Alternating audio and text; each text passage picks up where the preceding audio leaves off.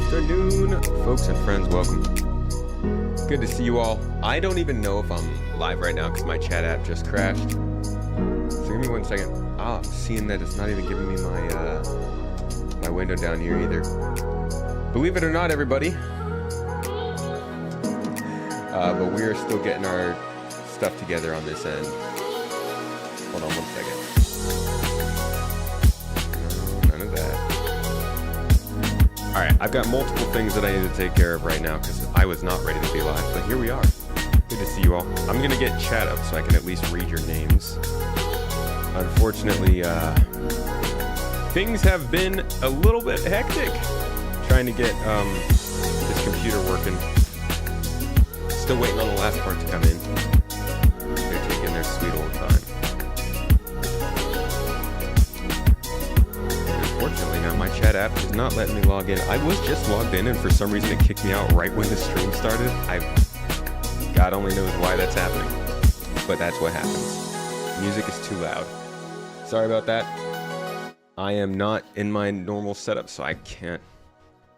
All right. Hopefully the music is good now. Hello, everybody. I'm live, and I hope to God that everything actually decides to work. My chat app kicked me out. I don't have my music app. My device isn't even connected here, so I'm going to try and get this up for you guys. Did you get the music? There's something. Yeah, I got the music. There's something that we can put up here. There we go. As you can all tell, still not quite where we want to be streaming. I haven't even gotten all those counters reset on the bottom there from like 3 months ago. Hello, everybody. Please don't do this, Edge. Hello, everyone. Welcome, welcome, welcome in. Good to see you all. I don't even know where the camera is. Echo. Hey, dude. Reese. Bart Burger. Hello, everybody. Arcane. Thank you guys for joining me today. We're gonna have a kind of another chill day today because my computer is not ready. Can't run it. Can't play the game. We are still trying to rebuild. And things honestly are... We woke up this morning to the first rain since we've gotten back, and it turns out there are full-on cracks in the cement in the ceiling of our old office where we used to do all of our work, and the water's just coming through the ceiling. So like on the other side of this wall behind you guys, it's just like a fucking swamp in our house. So that's our deal. Excuse my Turkish there.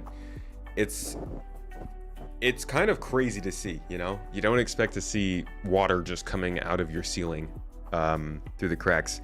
And we've kind of figured out how the water's getting in. So the landlord came by and checked it out, and he was like, yeah, this makes sense. The damage makes sense based on the storm we went through, and we'll do whatever we can to figure this out as you guys are getting out of here. So sticking to our plan of hopefully getting out in April.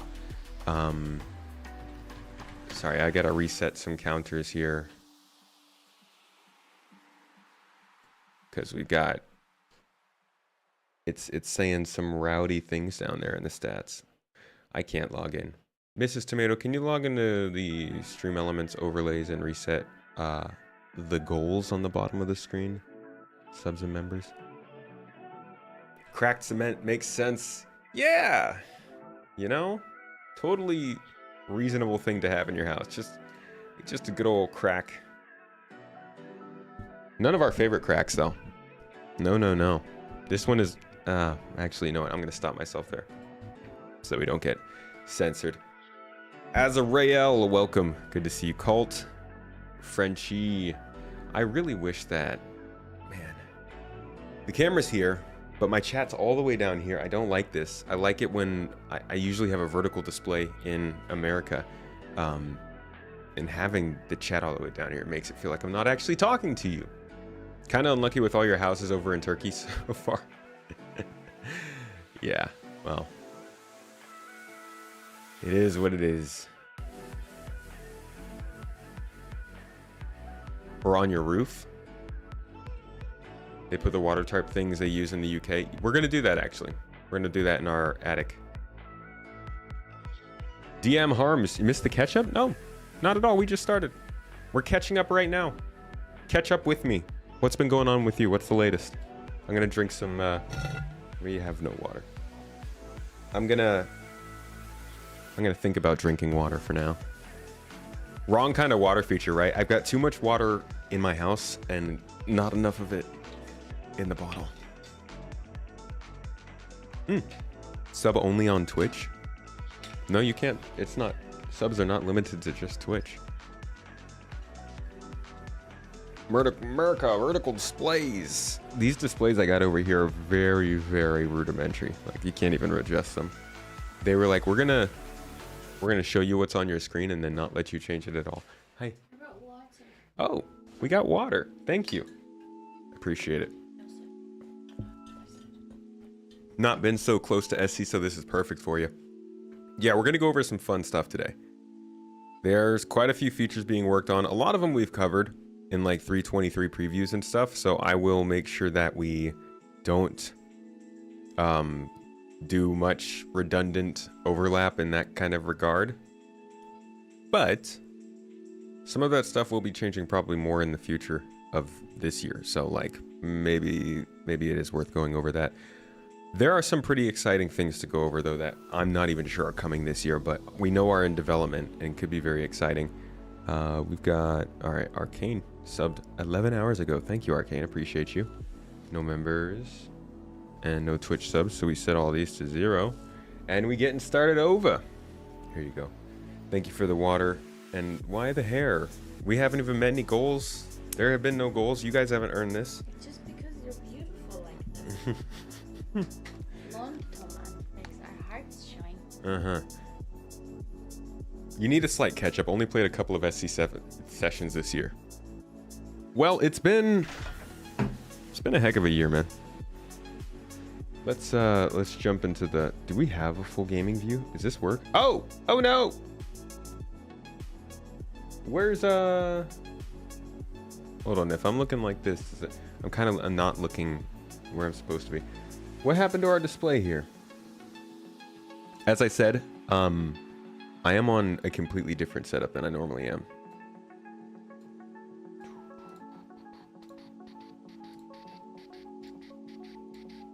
There we go. Yeah, I'm on a very much different display from the normal setup right now. So I'm actually streaming from my streaming hard drive, which is weird because obviously my streaming hard drive doesn't have everything that's in my normal PC. If that doesn't make sense, usually I'm using 2 PCs to stream. One is like the main PC I use all the time. The other one literally just sits off to the side as an OBS machine. But since I don't have my normal PC because it's not built yet, I'm streaming off the one that's normally sitting off to the side, so nothing that I normally do is prepared. OBS isn't the same as I would have it on the same PC streams. The sound settings aren't the same. GoXLR settings aren't the same. I don't even have my music application. That's why music is all over the place today, so bear with me. We'll get through it, I promise. It'll be okay. And if we're lucky, maybe I can record this as well, but let me know if it starts glitching around a bunch and I need to turn the recording off. We can just continue, just you and me. We can keep this just one-on-one, or 97-on-1. Yeah. All right, y'all. Where do we start today? Let's go to the roadmap. We're going to look at a bunch of features that might or might not be coming to Star Citizen, which is kind of, you know, all of them. Specifically though, we'll look at some of the stuff that has been getting work a little bit more recently, and some of those features that I can probably pull off the top of my head to start about that. Maybe we haven't heard about in a while, maybe we have. You didn't realize this was live until just now. Welcome to the most fancy recorded video you've ever seen, where I can talk to you from the past. Hello, Lord Rids. Your friendly South African is back. Sorry to hear about your house and stuff. Hope all works out for the best. Thank you. Appreciate you. Hello, welcome, Luna Maria. Good to see you. This one hair is in my eyeball. Do you think they can actually do 4.0 by the end of the summer like they said? You know, I was just writing a video today about server meshing that hopefully will get up by the beginning of next week. Oh, gosh. Please. May the sun, sky, and stars bless me and we can get this video out by next week. There's so much going on in Star Citizen that's kind of backing up. Like a just constant backup. So many different jokes I can make, but I'm just gonna stick to this. It's more than I can handle. It's a fire hose right now, which is good. We should be grateful for that. But honestly, I'm like a dog with a bunch of distractions. I don't know what to focus on. So hoping to get a server meshing video out that actually says that exact thing. I do think at this point that we can see 4.0 by the end of summer. I still think that's not a guarantee in the slightest. The fact that server meshing is in any way functional shouldn't be a sign of that, because things can pop up out of nowhere. But I do think the things that we're seeing mean we could see a 4.0 by the summer, and possibly even a 4.1 by the end of the year. And a 4.1 would arguably be a better time for most people than a 4.0. Just by their track record. That might not be true. They might have figured out how to get a 4.0 launched good. But for those of you who were here for 3.0, which again is a different story, you remember how the initial update can go. Yo, thank you for the sub, Mockshade. Appreciate you. Welcome. Good friend, good man. What is your what's that monthly? 2 months. Appreciate you. Welcome to the garden, my friend. We're gonna plant a tomato to you, and it's gonna be lovely and red and plump and juicy. Yes. 4.0, haven't y'all heard that's old news? We're on the road to 1.0 now. When you say LFG, I just think you're saying looking for group after that, Scott, and that's a weird way to end your sentence. Waiting for 3.23 to land, mainly so you can see what the next patch will be. 3.23 is going to be a good one. The fact that we are talking about 4.0 and we still have the juicy 3.3 to come up before that. Chad mentions 1.0 and now everyone has forgotten about 4.0. Yeah. Ah, Chad. Really, what he says about 1.0 isn't much different than what we've already known. They have a minimal viable product they want to get to. Server meshing is the initial, but they also clearly have like a minimum. They have a minimum setting for each feature. This whole year, my theme for this year, in fact, some of you who like come to all the things, first of all, bless you. Honestly, I hope we can grab a beer together. Remember that at some point if we meet at CitizenCon, if you are one of these people who is just here, whether you're lurking or you're active in chat, I know your names, please, let's grab a drink together at some point. You're my lifeblood. I love you. Thank you. But if you are here a lot, you probably are pretty sick of me talking about how this year is like kind of feels like the official changeover from tech demo to game. Like, it's been a slow time coming, I think, ever since around 3.15. It's been starting to happen. They've been getting away from like these temporary systems and more towards actual systems that work. Inventory being the kind of the first, and the medical system. I think those were sort of the first kind of, those in the combat rebalance. That was what marked it for me. I think that was 2022 maybe. Hey, thank you for the sub. First Prince, you like the hair? I like your 4 months, my friend. You're beautiful. So this year's kind of marking that, right?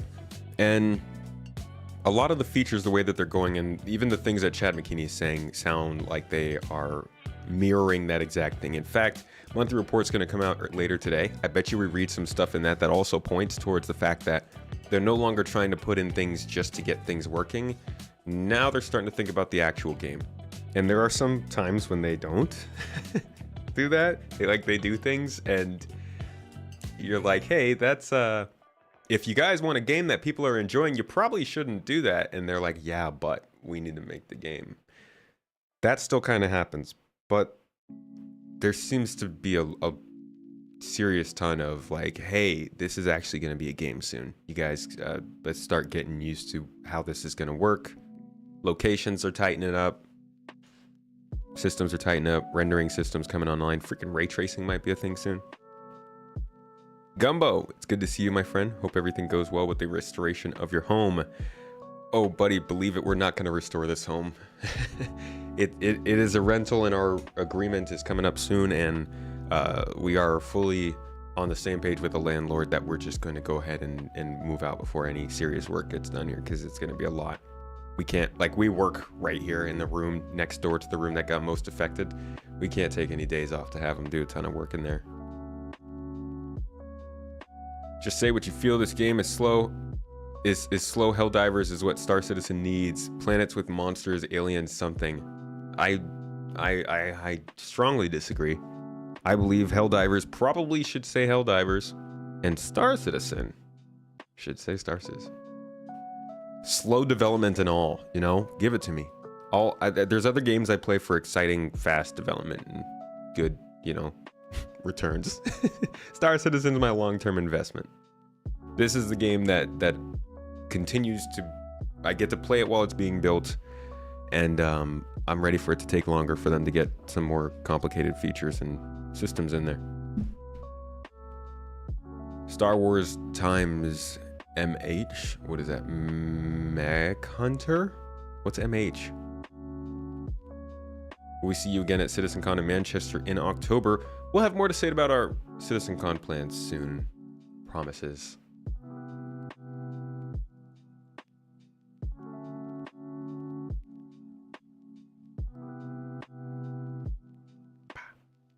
All right, let's jump into features. Y'all came here for a little catch up, right? Let's start with first what has been being talked about throughout the year. So, we've gotten a lot of little peeks at 323. So far we've gotten our EVA and what's it called? EVA and interaction stuff. They've done a little look at branding, distribution centers, and master modes. This is essentially the three things that we've covered so far: distribution centers, master modes, and combat updates, and the EVA and interaction changes. These are like 323 kind of stuff, and this is a lot of stuff we saw from CitizenCon of last year. But if we go into, this is not gonna do it like this. If we go into our roadmap, we could see a couple other features that they've been working on for 323. Like I said, we won't dive too far into these because I don't want to waste your guys' time. Tyrus! Yeah. Thank you for the sub, dude. Appreciate you. 13 months, man. Tyrus has been running events over at GII and keeping things pretty tight for just about the same amount of time, man. Actually longer. Been doing that longer. Well, been taking part over there longer. Thank you for being a part of that though, dude. Thank you for being here on the stream. Appreciate you, my guy. All right, character customizer. You guys have heard the good news, right? Everybody knows. I know some of you are coming in for the first time in this year, but some of you may not have actually heard the changes coming to the character customizer. We'll touch on these ones briefly. Then you'll have vertical progression. This is your All right, so they've done some stuff with hair. Yes, very excited about it. Let me know if the music's still too loud. I'm gonna try and see if this works. Like I said, this is all not exactly my normal setup. That is basically the example now. And apparently... That's all very exciting, but we want to show you hairstyles that are actually in Star Engine and working. So that's the video we're going to take a look at next. Crap. Okay? Whoops. Sorry. Bring it back. There we go.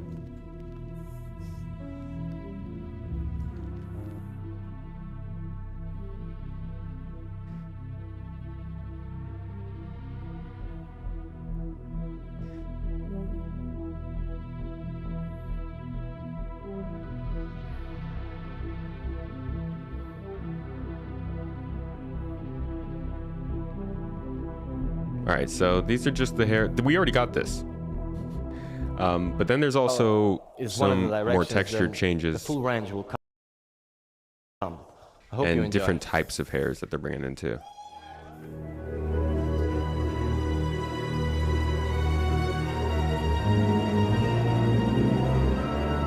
Yeah, and of course my beautiful hair, you know, is something we'll be able to do after this.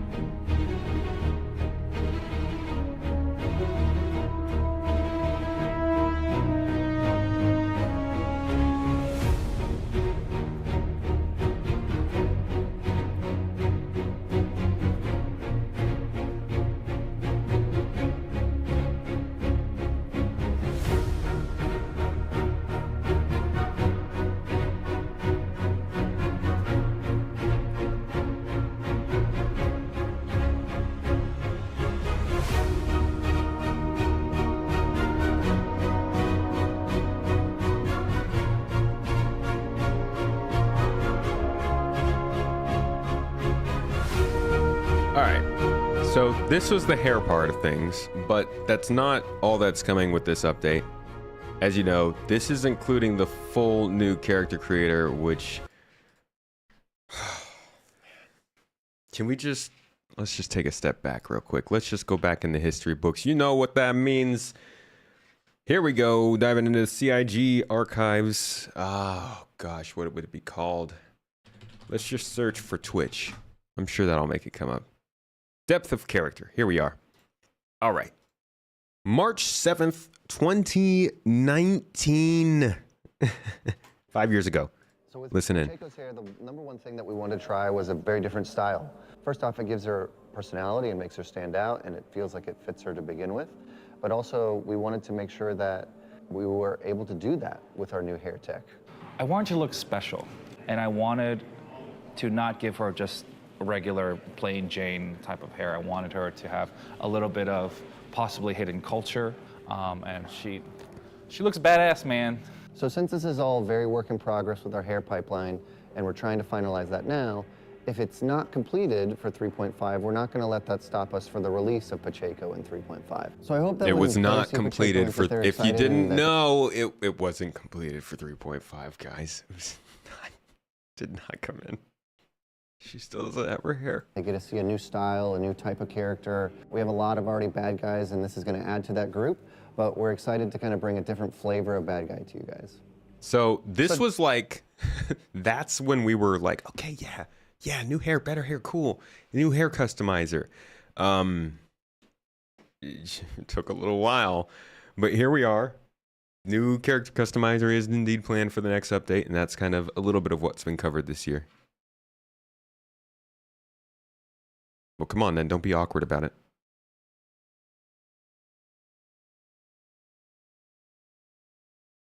You're just gonna... That's how it is, huh?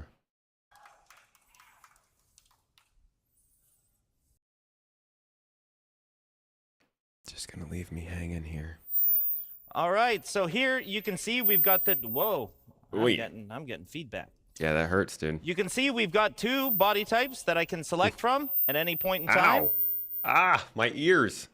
So we're gonna start in right away. Now, you might recall how the character creator currently works.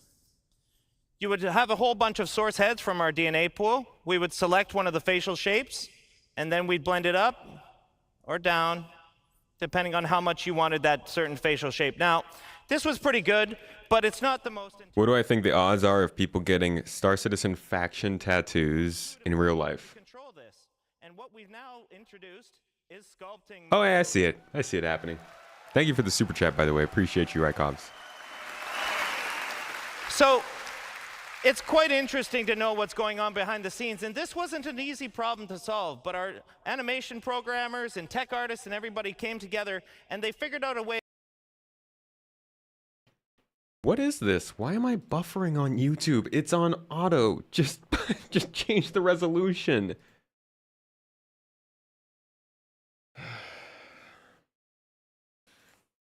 It's like a hardwire connection. Downgrade, basically make please. it so that from the DNA pool, we are making a selection based on what you want out of it. So it's going on between all the different options. Now I'm going to start making some changes here right away. So I want to wind up the nose. You can see that it's all very intuitive. It's fast to use. I'm going to make the lips a little bit bigger here. YouTube's been messing up. Something like that. I think that looks pretty good. I'm going to adjust the brow here, maybe make a little bit of a heavier brow. Now we can adjust the eye shape. We can go more almond eyes. We can go more oval. We can have a heavy lid. You know, I can find a whole bunch of different options within here. It's true. I do have the UNSC faction tattoo, so. So here we're starting to look pretty good. I want to give him a little Which, bit like, more of a hero UNSC. chin. Ew. There we go. I'm liking that. Yes. That's cool. All right. So, not to spend too much time on that, I want to show you some of the other features. Yeah, I mean, this Hazel gets eyes, really. If you want to have blue eyes. This gets if you deep. want to have any of these Like, this eyes. gets so much further This is all than very- the rest of the character creator we've had before. I mean, you could just see from the character, the color changes themselves. There's a ton of options. You have the ability to do makeup, gloss opacity, what area of the face it's on, your hair, what the length of your hair is, even the way that you dye your hair. You can choose the length where the dye kicks in. I'm digging the So like mohawk right though here. for the. All right. I think he does it here. If you want to select mutton chops, got all the different. Oh yeah, you got beards can as well. select the full They're beard. If doing you beards want just now. Mutton chops, you got your mutton chops. You want your handlebar, you got your handlebar. Really want? Yeah, I'm select. Yeah, here we go. So the root color as well. So with the hair dye, you can affect all the hair at once. And right now, I've got all selected, so I can go through the gamut of all the different hair melanin that you can set. So here, I'm just going to darken it up a little bit. And if I wanted to dye the facial hair, I could just dye the facial hair all by itself. Setting a dye color here. Something like that. But in the end, I'm really digging the jet black on this particular one. So I'm going to frost these tips a little bit. I think that's going to look kind of cool. Let's set a bit of a blonde here. Turn up the dye amount. And then what's really cool about this, and I'll show this in a minute, is that we can actually control the fall off of it. So again, if I just want this on the tips, I can just blend it right about here. That's pretty cool. I like how Different it's than just how it that works very started, and I think systemically. that's actually pretty fun. Now there's a lot of stuff in here, and I can't wait for you guys to explore. Kronz, you got and a spend as Banu much tattoo, didn't he? time Yeah, as actually, I you think he want. did. I almost got a Star Citizen tattoo Yourself as a character. back in the day, but I got a Halo one instead. Sign off a personal declaration that the physical appearances, that the calliope process. All right, so that's the character customizer. He does it for the female model as well. It's basically same process, same everything. She has the cooler hair. It's like some nice cyberpunk vibes because everything purple is cyberpunk. But the character customizer is a big part of, I think, 323 feeling fresh for a lot of people. People care a lot about character customization, especially in an MMO, and it's pretty forward facing. You notice it right away. There's also the launcher. Like there's a lot of menu related stuff that actually is going to look new when this new update comes in. Besides that, we got distribution centers. That's one of these things that has been covered quite a bit, and it's actually, let me show you something here. More back in the days. Yeah, it's a big part of the game. You gotta be cute, bees. All right, distribution centers are kind of a big deal, but they actually started as these replacements for underground facilities. So this is what my video for this week is actually about. So you'll see this on the upcoming video if you watch it. Check this out. Let's talk about the original underground facilities. Now the problem was we made these originally for the CitizenCon presentation demo, and the time we had wasn't enough to kind of take the location where we wanted it to be. Now, it kind of fits the current purpose. It's fairly small in scale. It gives a multi-room layout opportunity for FPS combat, but we always knew we wanted it to be able to scale, you know, small, medium, large, to accommodate maybe 60 minutes of gameplay time per location. Sounds familiar, right? So this was a pretty big reveal in 2022, Journey to 4.0, about the upgrades to these UGFs that, like he just said, were made literally for a CitizenCon demo. Yeah, so that's again moving from that tech demo idea to that game idea. No longer are they using locations that were built for a demo to show off a feature. They're using locations that are built for an actual game to feature all the things that belong to a game. And that's a huge, I think, focus of 323 and of this whole year as a whole. Bees, he means the new places are supposed to be 60 minutes, not the old ones. Yeah, definitely not the old ones. So here's what those originally were going to look like as of 2022. So how do we go about designing a location archetype from the ground up? So what we do is we split the location into the core areas we want to visually develop. Now for underground facilities, the first thing we're looking at here is what we're calling Zone 1. So this is the presence on the landscape. So what we're looking at here, spoiler alert, and if you don't want the spoilers, you should watch the video because it's much better prepared than what I'm giving you now. But Spoiler alert, this zone 1 he's talking about is our distribution centers. Just getting ahead of myself here. They took this concept of underground facilities, and to me, it feels like they split that into 3 tiers, and distribution centers are tier 1.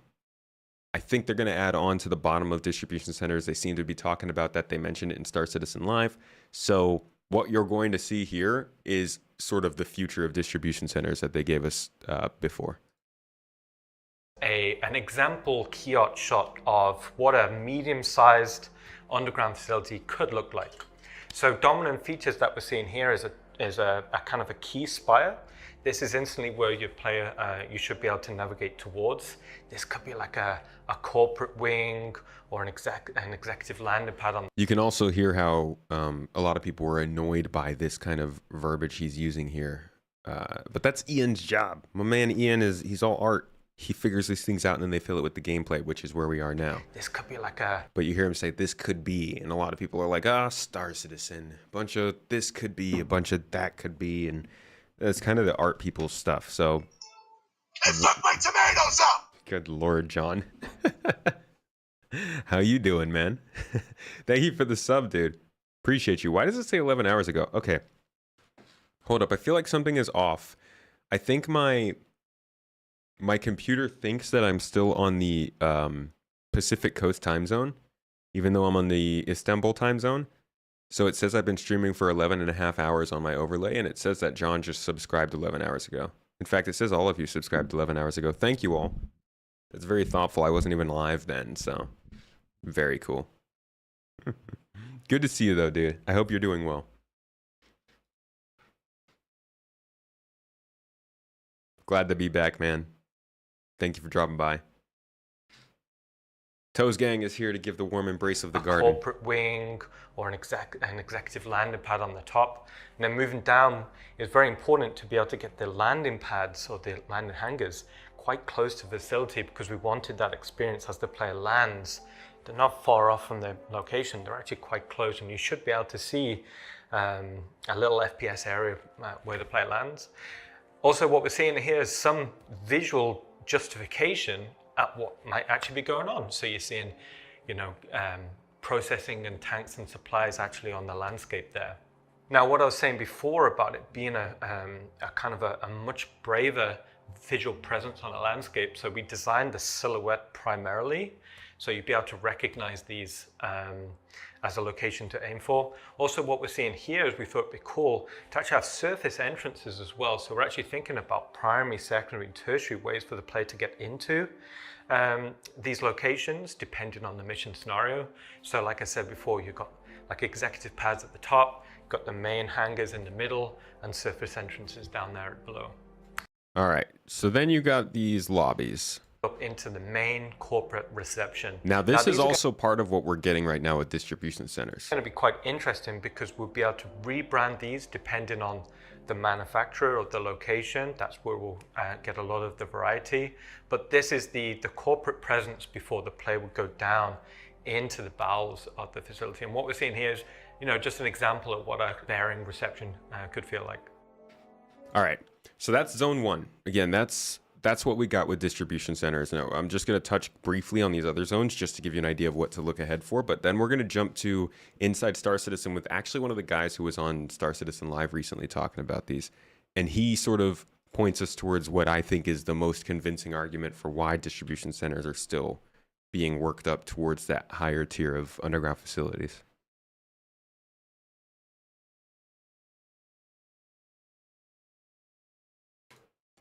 Come on now. So we played around with a few different ideas into this, and one of the things that we thought could be quite interesting is the elevator itself could be a mini play space. So what we're looking at here is control room idea quite early, what sort of scale vehicles there could be. Now ultimately we didn't go with this idea. It was, didn't really fit the art style that we wanted, but it had some pretty interesting ideas. So what we landed on here is something that we felt quite comfortable with. I always say this reminds me so much of the first level in Halo 2 when you're going down the elevator on that platform with the Mac cannon firing in the distance and you're fighting those new flying bugs for the first time. This looks so much like that to me. Now, it's worth noting we're designing these as an archetype first in a utilitarian art style. In the future, we'll expand out and do other art style variants. So what we're seeing here is the control room overlooking the main warehouse floor, and then this elevator should be big and clear enough for the player to I'm on premium, that's where logistics will go YouTube Premium, so for the shouldn't be elevator mattering. itself, we wanted it to be its own play space. So on the top level, that's where containers will be shipped up and down. But maybe underneath it, there could be little nooks and crannies. All right, next up is the actual underground facility. This is the biggest part. These are the biggest parts of this whole idea of underground facilities. So I'm surprised, like, it's just, the distribution centers are small compared to this, you know? So the fact that these are the parts that aren't included yet means that there's a lot to come with these. Gumbo, the devs have been hanging out around Discord, fanning the flames of SC 1.0. Oh, interesting. Bowels of the facility. So these are going to be spaces that we've never really explored before. A lot of the locations in the game tend to be quite residential, but here we're going for something completely industrial. As a player, you want to feel like an ant almost to the location. The primary purpose is not for you to be walking around, so we dedicated spaces towards logistics, and we put kind of personnel walkways almost as a secondary element. So in this image, you're kind of seeing where, you know, big trucks could kind of go, but we've also got like little nooks and crannies for the player to kind of explore and go into. Now, as it being a location dedicated towards the moving of logistics, we wanted to explore and have fun with vehicles, right? So here we're seeing the mule kind of coming and going on one of these walkways. You know, maybe there's elevators. So on the right, what we're seeing is a ladder. So with all of these play spaces, as we were having fun and visually exploring, we always kept in mind of different ways for the player to traverse through the scene. Also, as part of that, we wanted to think about verticality, so not just a linear direction of traversal, but also ways in which we could go vertically. So maybe there's the concept of a cargo elevator within the corridor. So kind of similar to how you'd see on a character. They go pretty ham on this too. There's a lot radial motif. Now, with lot of this stuff being here. Subterranean, we wanted to always imply that there's a weight kind of pushing down. So this radial motif is the best load bearing. So as a design language, instantly was feeling quite right. Bored of traversing through the space. So what we're seeing here is a side view to kind of explain how that process. So on the left, we've come in from the corridor. So on the top, we're seeing the primary route through, and we're seeing the bottom route coming in as well. So this is how, again, we're going to try and keep verticality as a traversal motif in mind. Now, going from a large corridor set to... All right. Final part of this is the part that's kind of... Oh, no, actually, I forgot there's even more here. Actually, no, I guess these are the lower sections. This is kind of the surprising part of the whole thing. This is where the cave systems that they've been developing start to come into play. We thought these data racks are actually submerged for cooling in a base of water.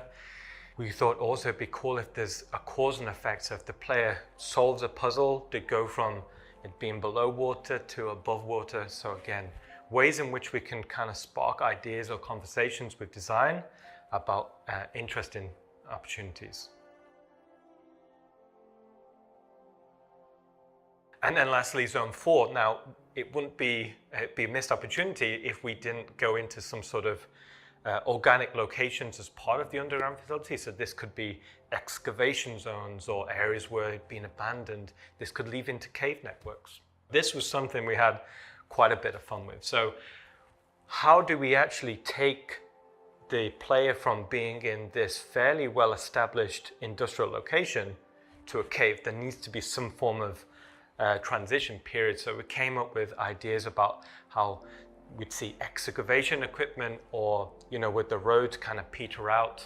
And as part of the roads, you know, maybe we can do some pretty cool This stuff was getting We deep. can not only This was going to introduce- be, they really want to have, they've actually said it already, distribution centers is supposed to be a center of multiple types of gameplay. So mining, possibly refining, cargo hauling, and combat.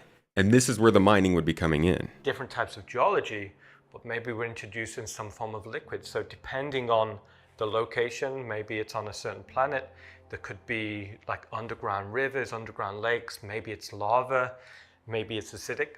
And also if we're describing these locations as maybe some are more abandoned, we could start to showcase how nature slowly started to take over. This also would introduce some pretty cool opportunities. So also, let's go back to the release view now. Or actually the, come in here drowning me out. Let's go back to the deliverables and check out underground facilities.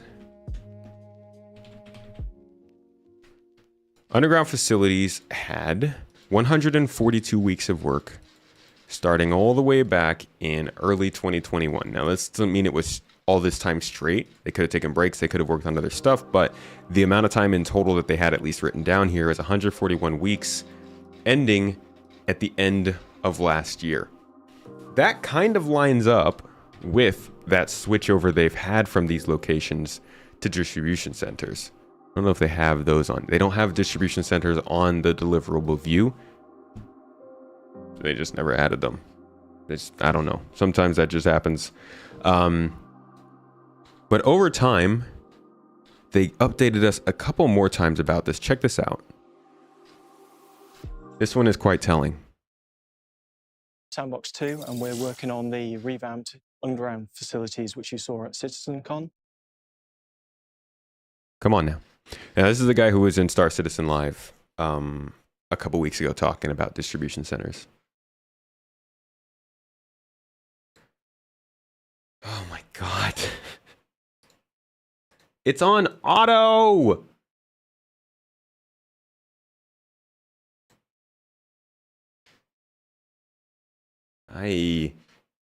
What are they going to be doing there? How many they're going to be? What kind of themes they're going to be? All that jazz we need to think about.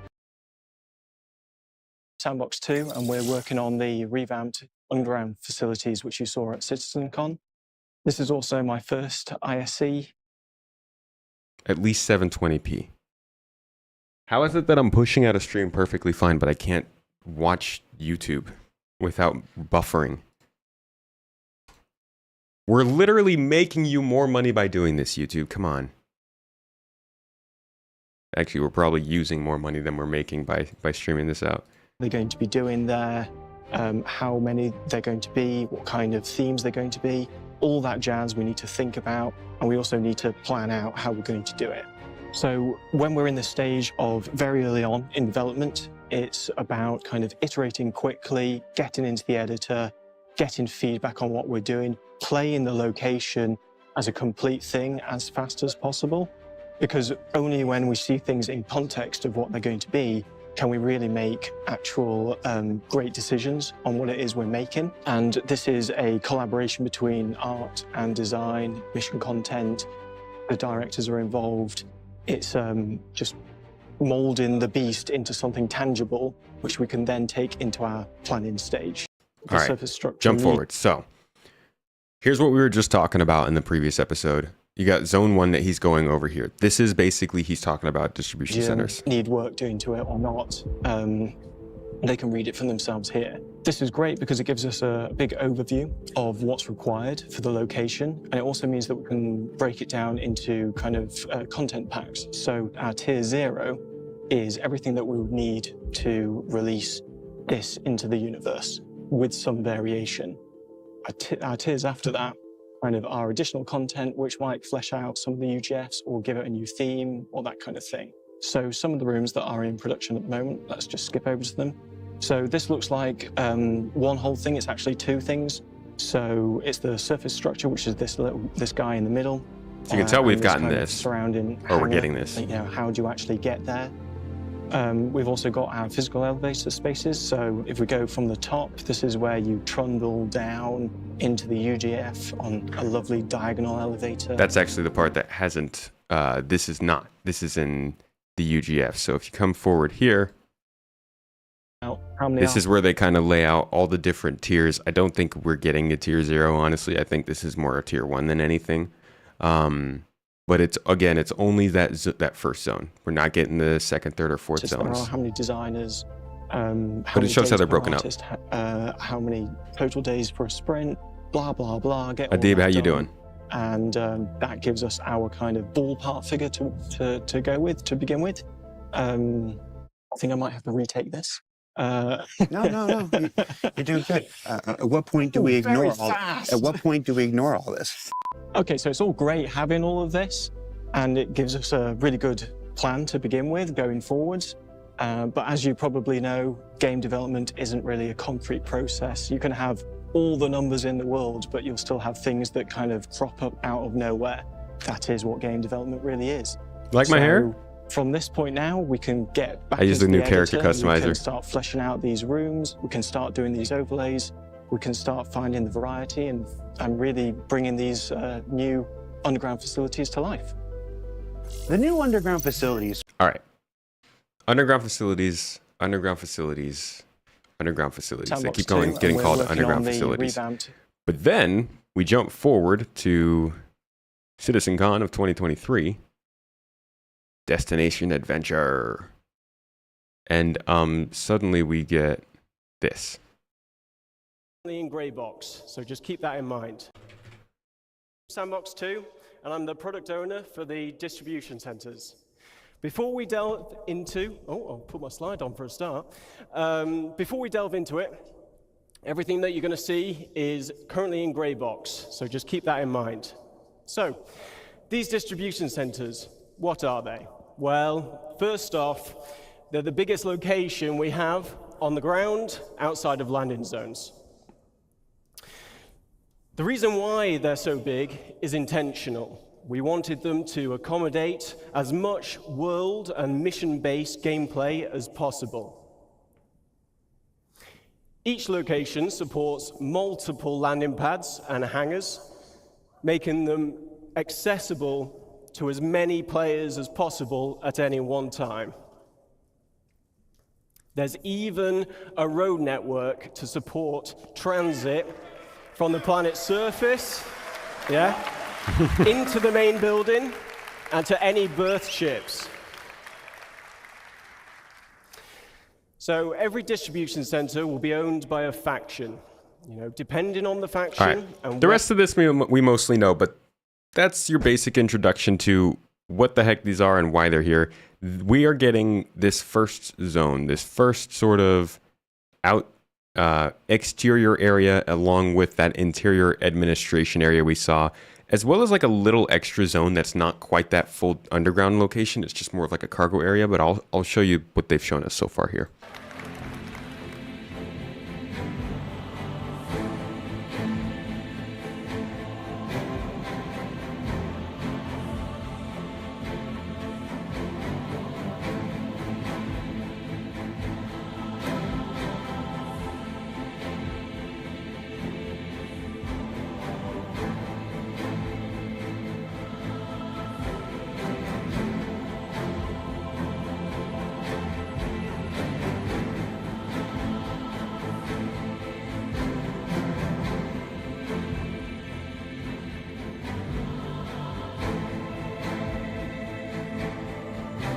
I'm actually kind of sad to think that a lot of this area is like, while it looks very good and there are AI standing around, I feel like it's going to mostly just be transit area. As big as the scale of these buildings are, it's probably going to be mostly what's inside that matters. They said they're going to run a couple missions outside, but I don't know how much that's going to scale up. At least not anytime particularly soon.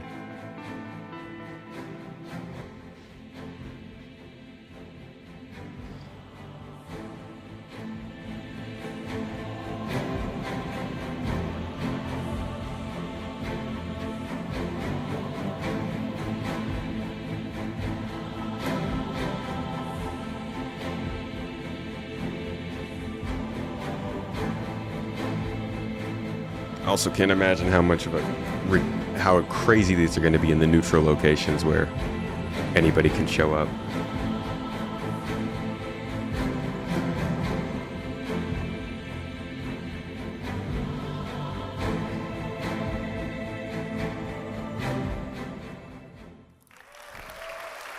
Thank you. So to talk you through the corporate spaces at these locations, please welcome Rainer Rick to the stage.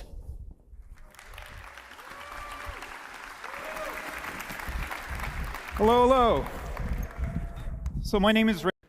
All right. And then he talks about a bit of the interior, which we already discussed is kind of like Box space. another location for people to show up for like mission givers and other types of, you know, box drop-off missions and stuff like that. Keep that in mind. But let's take a look.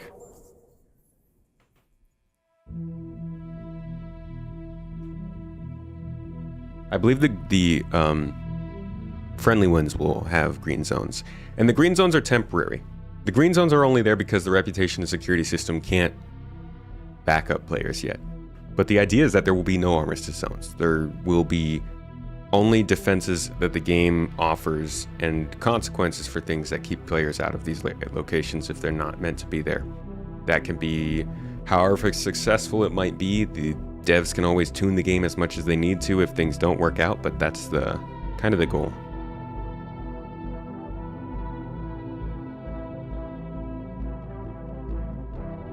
As you can see, fun walking gameplay.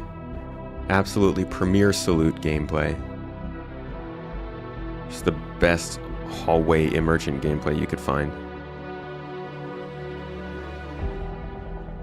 What do I think of 1.0 they're starting to talk about? It's kind of like their base building talk. These are the next things they need to start bringing up as we get closer to them meeting these goals, these long-term goals too. Like 5-6 years they've been working towards server meshing, so now that it's coming to fruition, they're starting to move on to the next thing.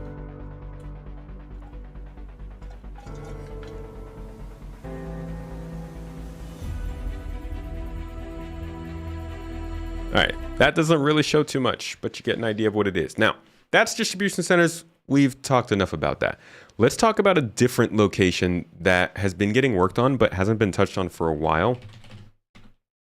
Building interiors. 148 weeks of work ending at about the same time as UGFs means whatever may have happened with these now. You know, we saw what just happened with UGFs. They changed a lot and became distribution centers. Maybe building interiors are completely different from what they are when they introduced us to them.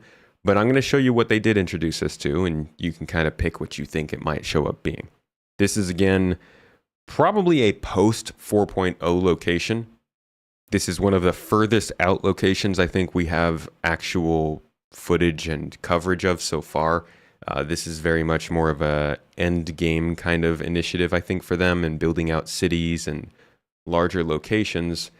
And if I could find it, maybe I could show it to you. So don't get super excited about this coming soon, but I do think it's in development still. Excuse me.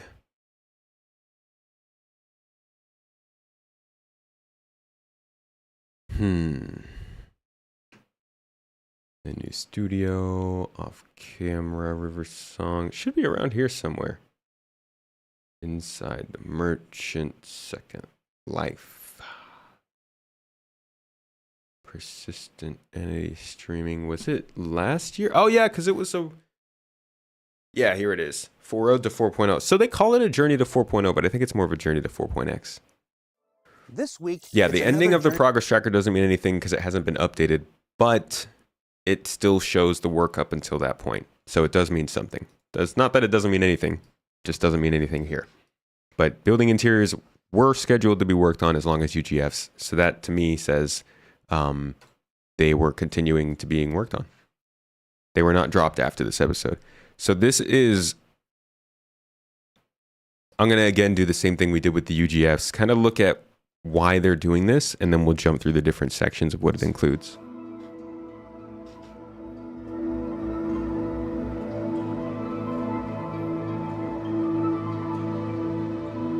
So those interiors is something we've always wanted to do. So because of, we've had cities in the game for a while. We have many cities, we have many buildings. Therefore, we could have many interiors. It's a perfect opportunity to put in a lot of play space. Now, with the players flying around these buildings, they've been largely urban landscapes, fairly uninteractable we've done a few landing pads to get the players in and out there, but really the real good stuff was on the inside. So up until now, we've been on the outside wondering about the inside, and today we're going to talk about the inside, looking outside. I always love that line. I want to be on the inside looking inside still. I want the interiors. Maybe the progress track will be updated. That'd be nice. All right, so we're building interiors. The way in which we approach the concept development, now this was just a pure blue sky ideation phase, and the idea was to create inspirational material to use that as a content to inspire conversations, to find out what do we want to do for the game, what is cool for the game, and use that as the initial springboard for the conversation. So what would be looking... So this is like the exact same sort of thing we saw with UGFs at the very beginning when I told you he was using that language of, oh, this could be, and we would see this here. So what they did last year with this was what they were doing with UGFs the year prior. So imagine that building interiors might be somewhere behind them a year or 2 years, give or take. So we might be hearing something about this pretty soon, actually. What's my opinion on type of ships needed? Do I think larger ships are needed more, or medium ones to be almost half the size of larger ones? I think you need more ships as you get smaller in size, but definitely plenty of large ships going around, yeah. Hello, Martin. How you doing? All right, so tell us what parts of building interiors there are, Ian. Right off the bat on the top, it's the rooftop spaces. So these would be the primary access points for the player. Then just below that, the maintenance spaces, these could be industrial or technical. Also, we can have residential. So residential could be entire building blocks, so it could be a proportion. Then after that, we've got commercial. So these could be shopping, it could be offices, it could be social. And then at the bottom, obviously, we've got lobbies. Now, these also could be access points for the player. For example, if you're inside Area 18, the player can get access to it there. And then lastly, we've got the underground. Now, these could be interesting as a connector space between buildings. So maybe you've gone in through one building, you go down, and it could bring you through to another part of a building. Let's start with rooftop. All right, jumping forward just a little bit here. Out. So what we're looking at here is some potential concepts for what could be interesting landing spaces that drives the architecture of the building. With landing pads, it doesn't necessarily need to be on the top of the building. It could be, halfway down or lower. So imagine, you're in the lower parts of the city, and then we'd open up these additional play spaces. And as you can see here, it's not just the landing pad, it's the gameplay space that goes along with it too. Now, it doesn't necessarily need to be a single building. Imagine there is a network hub that services a few different buildings. So what we're looking at here is maybe like a transit hub where the player could land, get on some transit, and then that would lead to some buildings. Okay, so maintenance spaces. So these could be really... Yeah, so these are mostly just like engineering style missions that would be around inside. They did a version of this with the Orison platform missions we have now. I think those actually came before this. So that was kind of like they're building off that idea for sure. They want to definitely build up more city spaces and urban areas for us to play. Firefly, thank you for the sub, mate. Appreciate you on that Amazon Prime sub over on Twitch. Much love to you. Hope you're enjoying the stream. In terms of player interaction, they could be dealing with the power or the maintenance of the building. Engineering options. And then also you could have technical spaces. So these would be more for technicians. It could deal with the data or the communications. This would be where hacking gameplay would happen. Some, gameplay puzzles where the player has to work their way inside the main operation booth. So moving on to residential. So there's a huge amount of potential here. Okay. One of the biggest possible monetization options for Star Citizen going forward. Freaking residential real estate. Space stations with beautiful views, cities in the center of the galaxy, any kind of thing that would make these things seem cooler in sci-fi books or movies or TV shows, that's monetizable. Like that, they can charge extra money for that, yeah? Now, I'm not saying they should go all out and start charging money for apartments, but I am saying that's an option. and it's much better than charging money for ships and weapons, in my opinion.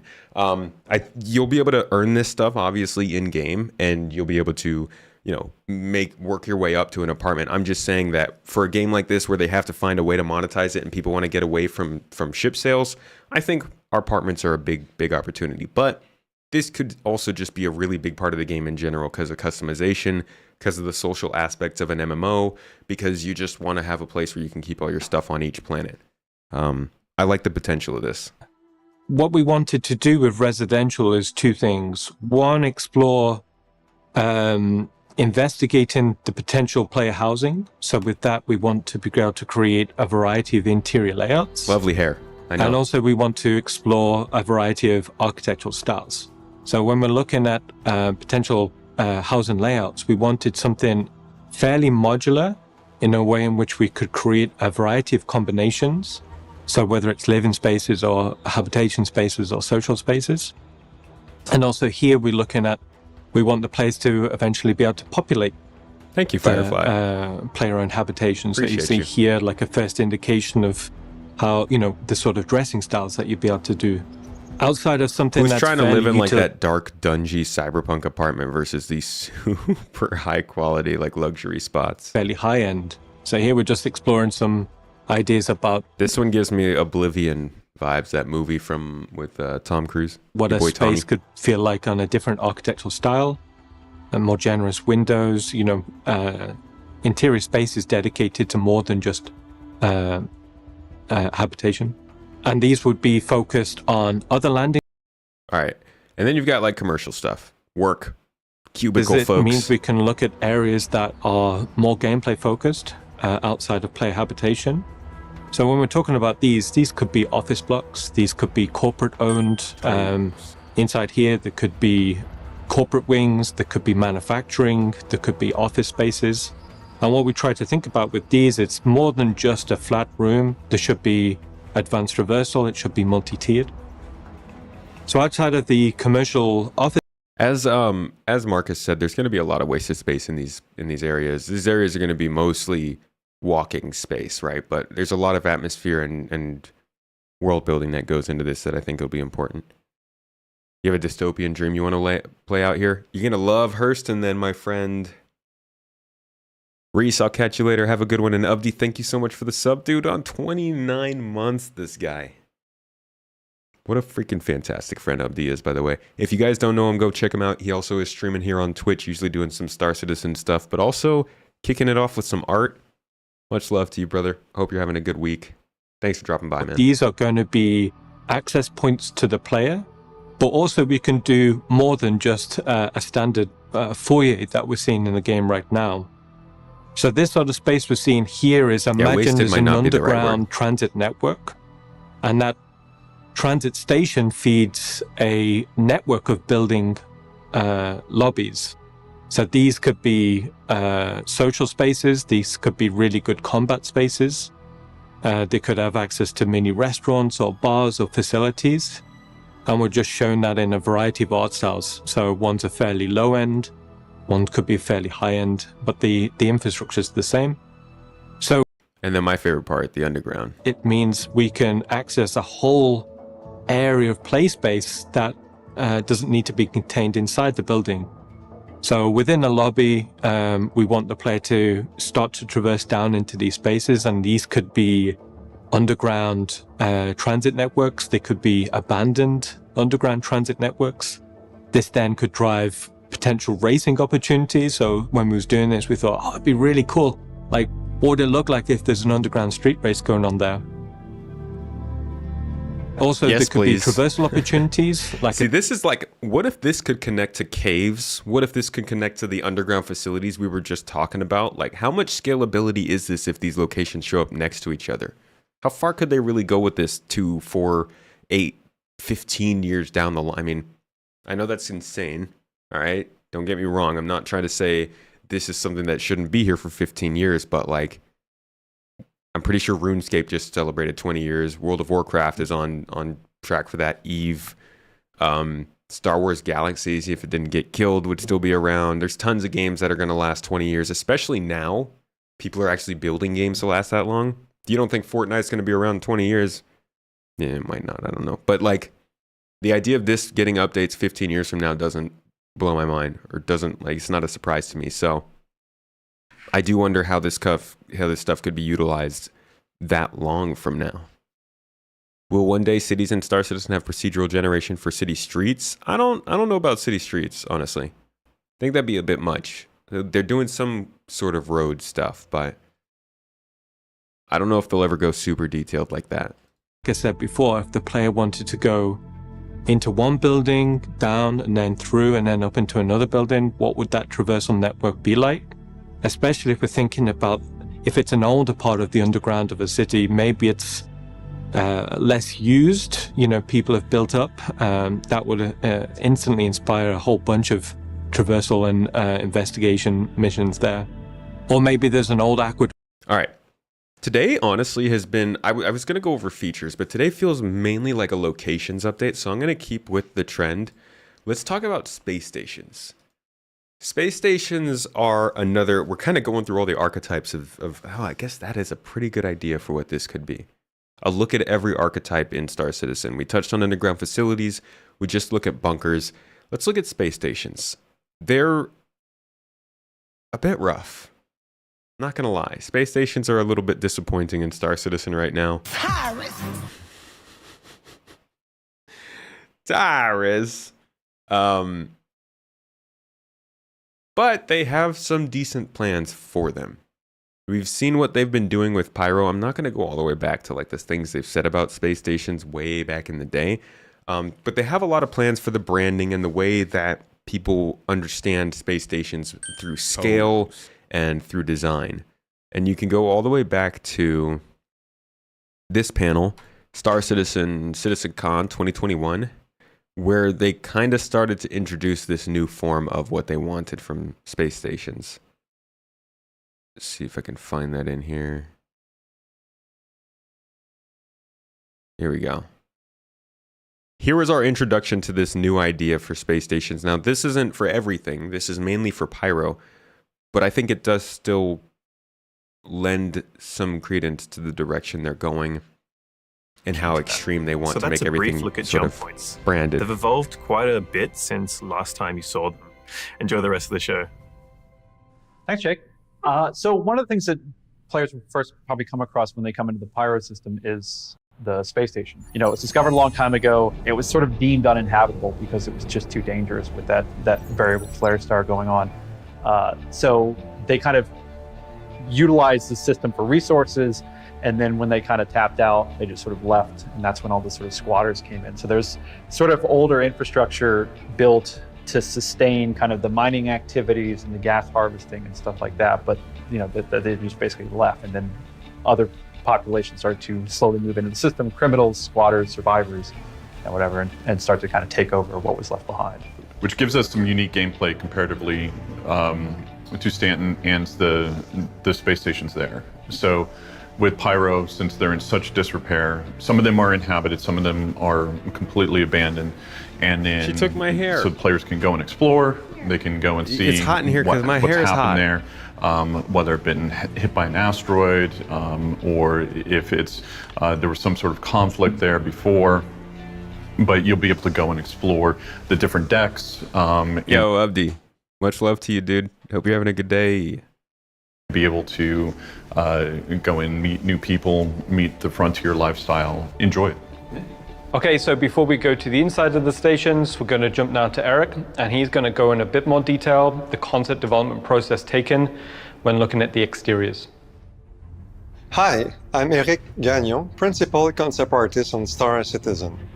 The goal of that initial step of sketch development is to create something not invited.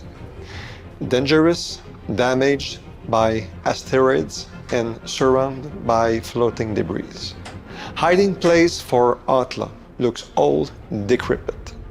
Lawless, no security force here. Approach at your own risk. Industrial look, messy, but not abandoned. Some parts are wrecked, but under repair and raw looking. I like to use the black and white sketches to start. It allows us to go very quickly and focus on the shape only. We then try to play with a touch of color to define more of the commercial port platform. We try different schemes to remind us of the whole look with a rusty vibe and brown tones. Adding a touch of light and some context around the sketch allows to see the scale of things and properly view the silhouette.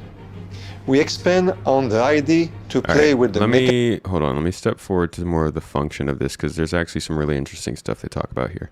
Concept phase. The design stuff is good, and again, I think it does say a lot about the direction they're going, especially because we're gonna touch on other types of stations. They're really talking about outlaw stations here, but we're gonna have service stations that are just for refueling. We're gonna have stations that are just meant for like little shops and parts. We're gonna have stations that are supposed to be full-on malls. The way that we have stations right now is kind of the way that UGFs are. They're just there to be there. They were there made for a specific thing, and they have a whole system of these things that they're going to replace them with. Again, we'll touch on that in a little bit.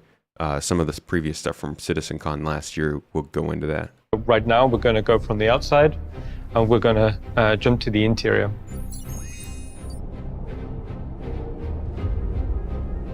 Before we really started exploring anything, one of the core concepts that was discussing as a group was the idea of power and the idea of heat. Now, we've got like this big interior layout of this, maybe this old mining station. How would they have adapted the space? You know, they would have, like, okay, we need power here. Okay, that will create heat.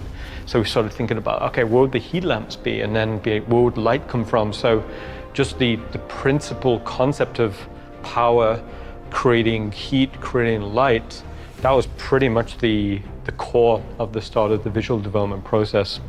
So when we started talking about it from a design side, we needed to make sure that we were covering certain shops, just basic needs for.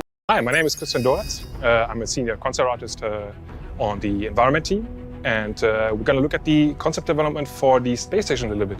So first off, we looked at the heat map. So there is a lot of what I said, the electricity is gone, the heating is gone, and the breathable air, the oxygen is gone. So there is pretty much all of those connected areas. They are lifeless in a way, right? So you wouldn't settle down somewhere in between those. That's exploration, by the way. People talk about us not having exploration opportunities because everybody's searched everything. But these space stations can keep respawning stuff. NPCs, maybe non-human NPCs, loot, treasures, little missions, things that you can do to go off into these cold distances and like turn power back on. We're actually going to look at abandoned space stations in a few minutes here, and you'll see that there's a lot of opportunities for not just some combat engagements, but like restarting power and getting things booted back up to maybe get some special reward. And these space stations can be scattered everywhere in a star system. Stanton is tiny. It's like 3 or 4 AU wide, and we got systems that are 20 to 120 AU wide in this game. So there's a lot more places to hide space stations and things in places where most people aren't going anyways. In between those empty corridors, we were trying to sort our thoughts and get them on paper, right? So we were exploring different ideas that we on the concept team had in mind. So we were thinking about pathways that the player and the NPC could take. So what would happen? We were thinking about what would happen if all of a sudden one pathway is blocked off or another one will open up, right? So we were thinking about verticality and how the players or the NPCs can traverse all of those interesting areas that are, in the end, pretty ominous, right? So think about, there are some people just screwing off side panels on the wall, or they are screwing off ceiling panels, and you would see all of the maintenance areas behind it. So we'd see a lot of struts, a lot of working areas. There's cables hanging. So those were the very first sketches where we could see what those eventually could evolve into. And we also started then slowly. I believe with this some, might be loose, one of the guys sketches. that came over from Ubisoft when CIG started to use more Montreal talent. So getting everything into 3D, and it's pretty much evolved over time where we could talk to the environment guys, and we were asking for some of the current rest stops geo and some of the textures, and then getting them into 3D. And we were just changing up all of the props, all of the side panels, or all of the whole the environment. So we could, looking back at the references, then convey this feeling. We could introduce more dirt. We could introduce some damaged panels, side panels, and pretty much explore this side area, right? What I am going to need is an explanation for why the Pyro space stations would look anything like the Stanton space stations, because I think their discovery and settling is like 300 to 400 years difference. Maybe they're using the exact same space stations, but you know, give me something to work with. Come on. The big advantage of this is that we can make the environment how we like. So one thing that we did is like kill all the lights because we don't need lighting. We want to create our own lighting, and this is what I said earlier. The current rest stops are super bright. They're family friendly, but now we want to make it ominous. We want to make it dark mood. We want to make it super dark with the players like always feeling kind of in danger, and especially with the gang members in mind, right? So this would allow us to create one of the very early, or one of the earlier 3D explorations, which then lead to one of the final concept arts, or the final implementation of this. So when we were at the point where we were kind of okay, or where we thought like, okay, this is an environment that we want to see, then we took care about the last 20%. So the last 20% in this case means having a final render and painting over. So we were just painting over in Photoshop and doing some more refinements for the mood and the lighting. We were painting in some of the decaling and some of the graffitis, because it is ultimately easier to do all these things in 2D than in 3D and caring about the... They were actually showing this off in the engine too, you could see. Modeling in Blender there instead of Rastar. They use Houdini, I believe, in conjunction with Mighty Bridge to do their space station stuff. They might also do that with Blender. Many instances we start to get a little bit of ice coming through as well. So that means once it's all fallen down here, it's actually quite wet and damp. It's still cold and a little bit warm around heaters, but it's generally quite damp because of that weird kind of event. Now, the rain as it currently sits is just a placeholder asset that we're borrowing from Squadron, and that will have to obviously be remade to suit the amount of rain that we want to have within this environment, which won't be, you know, crazy, but it serves as a proof of concept for what we're trying to achieve, right? So that is pretty much Pyro Stations. I hope you really enjoyed seeing the breakdown that we've done here today, learning a little bit about the process of going in and doing a visual target, and you know, just a little bit more of that earlier process and problem solving that we go through. So yeah, I hope you really enjoyed the rest of CitizenCon here today, and I'll catch you later. Cool, thanks, All Josh. Right. So that's space stations as we were hearing about them. What was that, 2021? Here is a jump forward to 2023. And a look at what they're doing with space stations now and how they're going to change our interactions with them. Archetypes and gameplay to support new and interesting experiences. Aside from the social aspects, there is gameplay and exploration on the location. Sorry, that was loud. I've hoped you had a chance to play the demo over the past couple of days. I know I've spoken to a few of you. It's pretty good, right?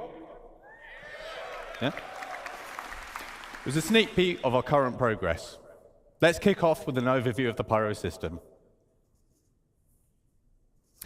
For the Pyro system release, we plan on 6... All right, we don't need to go over all of Pyro. Let's go to specifically space stations. Here we go.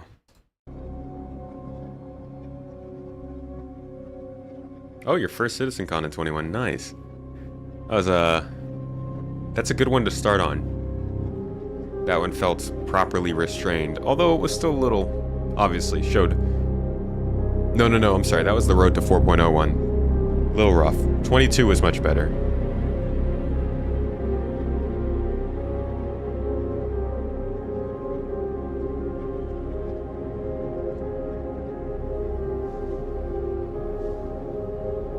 So they really stuck with this theme of concentrated heat and kind of abandoned corridors.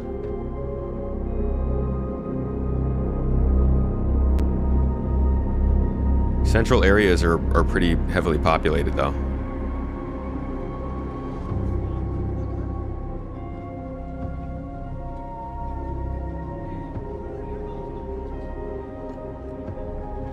verticality. Here's some engineering gameplay options.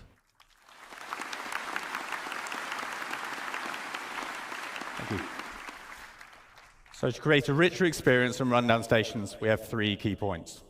So increased reputation gives you access to new areas, unique gear, and mission givers.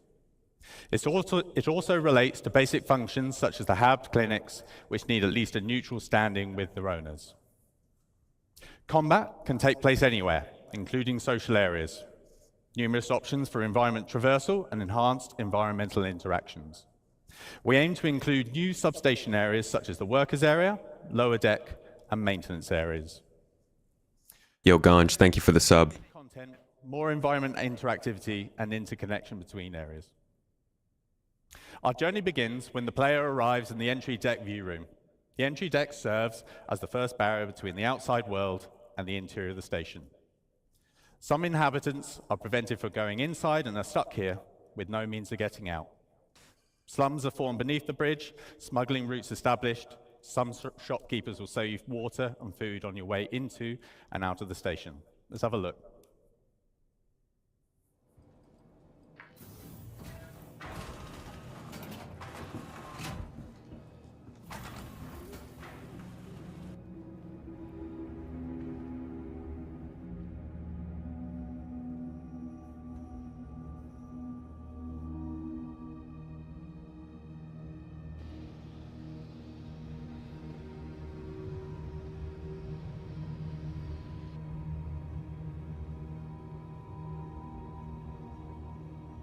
The alternative traversal stuff is pretty nice. I actually didn't see this when I was playing this part.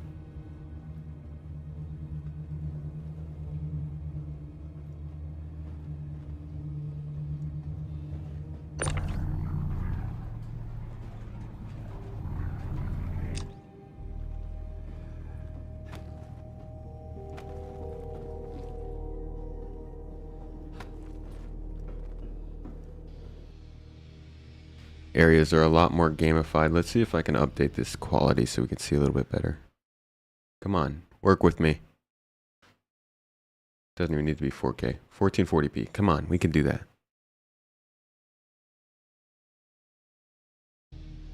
Giveaway is still going, by the way, guys. Mustang Alpha game package. If you or your friend is looking to get into Star Citizen, exclamation point giveaway will make the link pop up. Get entered. It's not too long. Just a thank you for everybody helping us get back on our feet.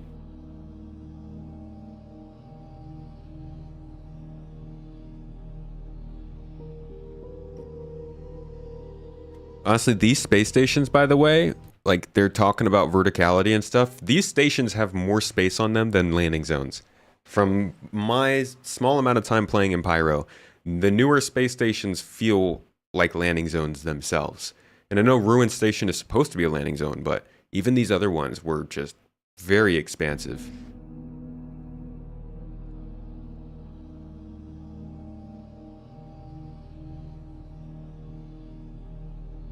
How are Echo and Frenchie doing?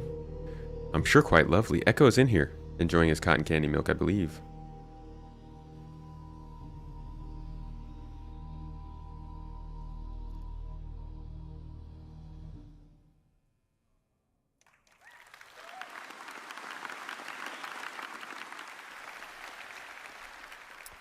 So Khan touched on reputation earlier. Let's see how that is applied to the stations. So how does the reputation gate in the entry deck affect gameplay? What happens if we have good reputation? So if you had good reputation, you could go straight through. This is no fuss, and it's the quickest way to maneuver through the station. This is good to remember when it comes to distribution centers. So what we're getting with distribution centers is equivalent to what we're getting with space stations in Stanton. But at some point, both distribution centers, or whatever they turn into, and space stations will turn into what he's about to talk to here, which is a system that's basically entirely controlled by reputation and allows you to go places or not go places depending on who you work for or against. By the way, if you're on Twitch and you're getting points here for watching, you can use those points to get in more entries into that Mustang Alpha giveaway. So make sure to use that. Oh, we're gonna have a good rep in the garden. You can bet. We've gone through a lot of stuff to make sure that happens. To get to this point. What happens if you neutral reputation? So you might be waved through, maybe you have to pay a bribe, and you don't want to pay, so you're going to have to find an alternate pathing. Or you're going to have to build up your reputation. If you have bad reputation, and for all you naughty ones out there, I know some of you exist, this applies to you. In short, you're going to have a tough time, but you have options. So stealth via other pathways might be one of those options. You build your reputation up from scratch, or you could probably fight. Let's focus on those alternate pathways. The modules in the station are broken up into Good several rep with the traversal faction. areas. As with the other location archetypes, we define these spaces as secondary or tertiary routes, as opposed to the more official primary paths. Most modules are interconnected with vents and maintenance shafts. These reward the players with infiltration and exploration paths, as well as potential loot. So what alternative routes exist to access the station? We'll offer the opportunity to access the station through multiple EVA points on the exterior. Yo, this is... I am surprised to see this. I don't think I could pull it up. It's a pretty old clip where they showed this off. Maybe I have it in my files, but I really doubt that. In fact, I don't think I have my files locally on this machine. They're all on my other machine. There was a very, very, very old Around the Verse. We looked at it recently, I think. I don't remember when. And they showed the progress that they were making on these. Oh, I feel like I could probably find it.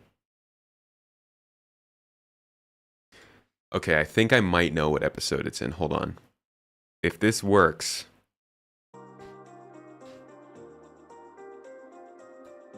If this works, then Terrible Bishop has to eat a scone. Let's see. I'll try and find it by thumbnail. But I'm pretty sure they showed us the first works they did on those pedestrian airlocks, those EVA airlocks, a long time ago. Yo, that's crazy. You're crazy, man. Let's see if it happens. I'm pretty sure the thumbnail has the Van Duel on it. It's the episode where they were showing off the new Van Duel art, and I think that's on the actual thumbnail.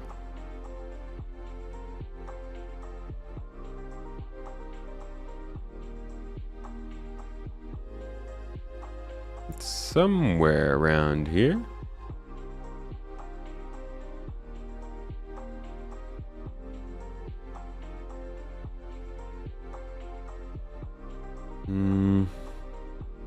Is it this one? Weird Science? No. Was it?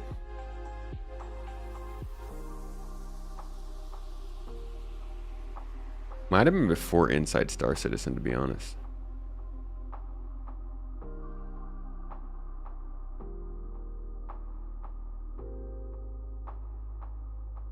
I don't think I'm going to be able to find it. I don't remember which thumbnail it was. It wasn't this.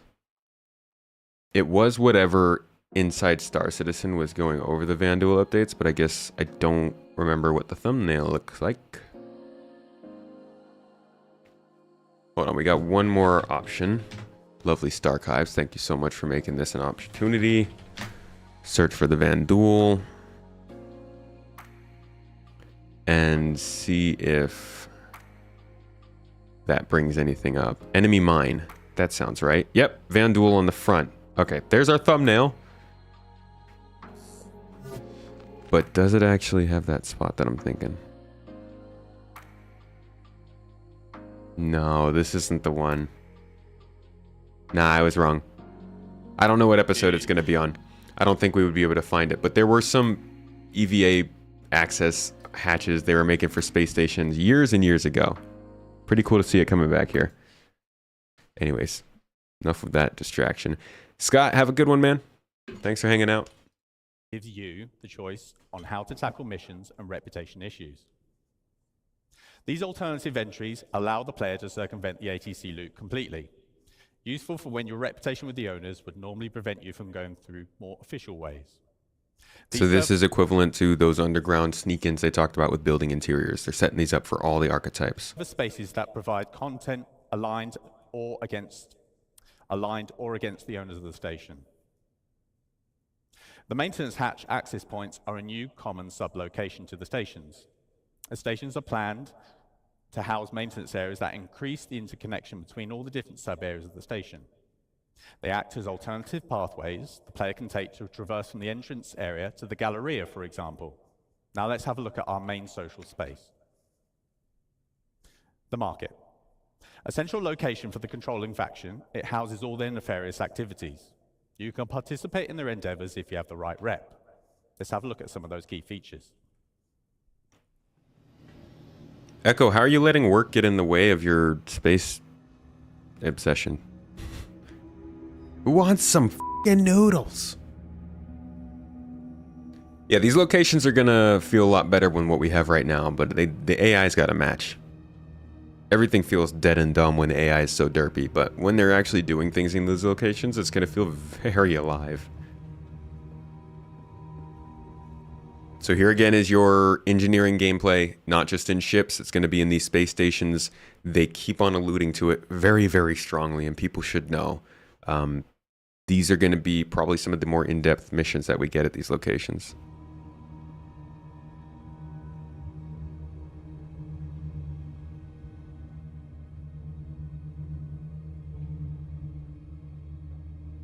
Work is also your space obsession. That is fair, Echo. You got it made that way.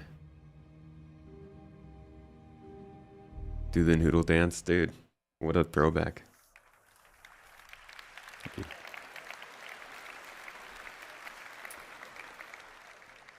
So the market is a social hub and a good example of mixing social and gameplay space, as mentioned by Khan earlier. Another reputation gate can be found in the market. The ground floor is open to the common public. The upper floor is reserved to rough and ready outlaws and their associates. If you have increased reputation, you can access the area. You can access this area, which gives you access to premium items, top-tier mission givers, and access to new areas. We plan to house mission givers in both tiers that will give you unique jobs to further your reputation and fame across Pyro. I think they need to talk about mission givers again soon, because it's been years since we've heard about them. I'm betting that their idea of what a mission giver is does not match what we think it is anymore. Right. Now let's have a look at another theme. Abandoned is a new, non-social location theme. Let's have a quick look at the current abandoned area on Checkmate. Okay. This is what I was talking about with abandoned space stations. This is, I think, the big wild card when it comes to space stations, because this offers us tons and tons of scale, exploration opportunities, all kinds of discoveries and aliens and different types of things they could do here. This was on the roadmap a long time ago, for those who remember. I think it was like 2019 or 2018. Derelict space stations were on the roadmap briefly, but removed, and now they're finally seeing a comeback in a pretty cool way.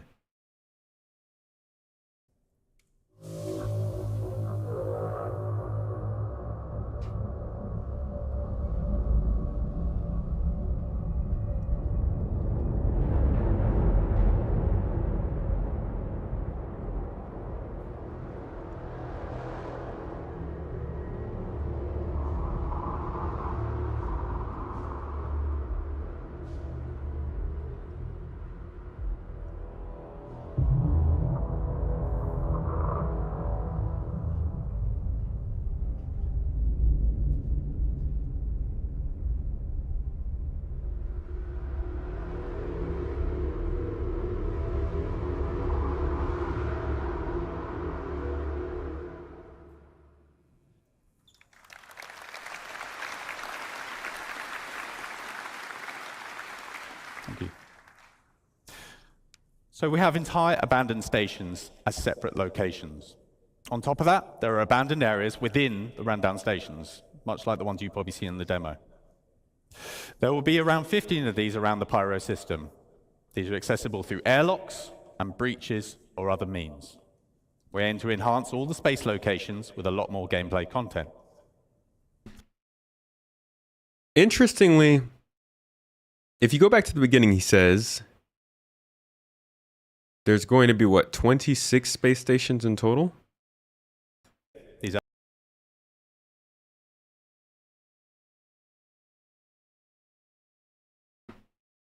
If it'll load, I could tell you, I could confirm, but unfortunately, that's too difficult. Jump point stations that connect for Stanton and future systems such as Magnus. Rest stop stations are either in rundown or abandoned states. Okay, So he's saying there are 15 abandoned or run-down stations, I think, or 15 abandoned stations. I'm not sure, but 15 of the 26 might be abandoned, which means only 11 could be offering actual services. So when you hear them say that there are 26 space stations, remember, some of those space stations aren't actually doing anything for you. They just offer more game space. It's basically just taking space and making it game. Game space. All right, I don't think this is going to load the rest of the way for us, but we kind of touched completely on space stations. The last archetype of location for us to look at, could have just stayed in that same video for it, are towns or outposts. I don't really know what to call them anymore. They're two different things because on one hand, outposts are like a couple of buildings that you might find somewhere off in a planet, but on the other hand, 6 outposts together make a town. So it seems like they're sort of melding this group, but they started it out as outposts that we know in Stanton, and then we even saw the colonialism outposts coming along for a few years, and now they're really bringing this up to scale with the rest of Star Citizen, and they're introducing what seem to be full-on towns that people can visit that are supposed to mimic like cities and distribution centers and space stations. So here's that sort of fourth archetype we've got. Eddie, I'm an assistant art director on Star Citizen for locations. Before we start, I'd like to mention that all of the footage we're about to see comes from our current stable builds. So all of that beautiful tech, all of those features that we've seen in the last 2 days is coming from our tech development builds. Now, all those features are going to make their way to you, of course, eventually. But that is the reason you're not going to see some of them in the builds today. I just wanted to get ahead of the comments a little bit there. So with that said, what am I going to be talking about? Well, I'm really excited to show you that the hard work that the Sandbox One team have been doing to expand our new outpost locations. I'm going to start by going over how we've expanded the library and what that means we can now achieve with the new locations, and then how we achieve that variety from the library by categorizing our locations into both archetypes and themes, and what that means for you as a player. So, I don't know if you remember this, but at SitCon in 2021, we showed this new style of outpost for the first time. Now, at this point, we had our art style locked in. We'd worked on our library of content to the point where we could make smaller locations like this one, but with a limited amount of variety between each one. And this is what that library of modules looked like at that point. We'd established our main building modules, as well as some of our larger buildings, and a number of smaller secondary and dressing and standalone modules. But each outpost couldn't be too large without there being some obvious repetition between the modules used. So let's have a look at that library today. This is part of their whole, we're going to build out a bunch of systems, because all this time they've been working on the tool to place this stuff in the game. Now they're finally starting to build these gigantic libraries of assets, and you can see how they can start to mix and match them. Yeah, you're going to notice some copy and paste.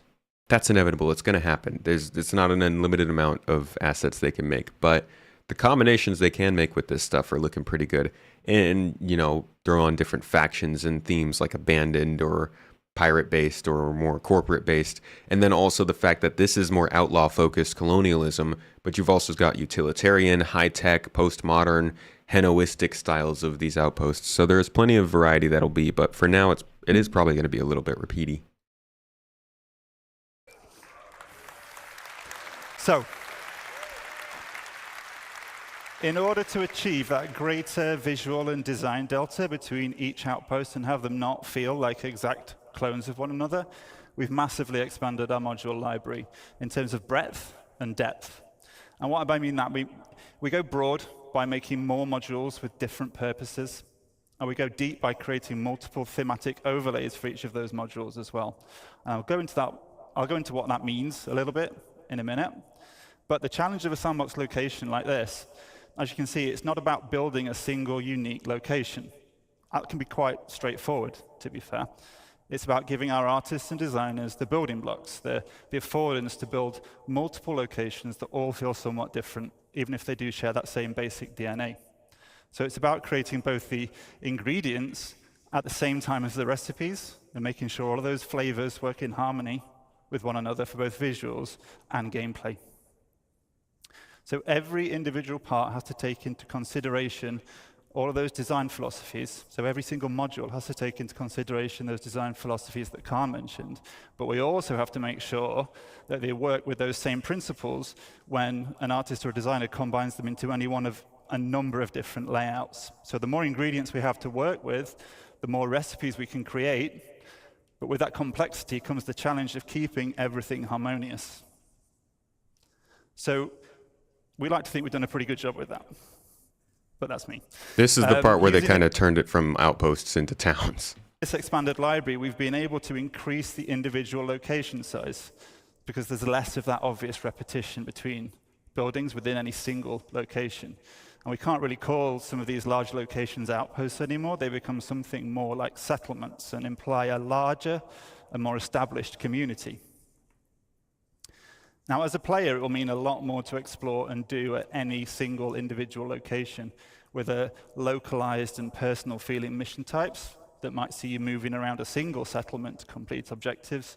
Or That's also something that they've been talking about with distribution centers. Personal, localized gameplay. Again, something they also introduced with these new space stations that we saw in the Pyro demo. Localized missions that take place in that one location. All of these location updates are including the same things across different mediums.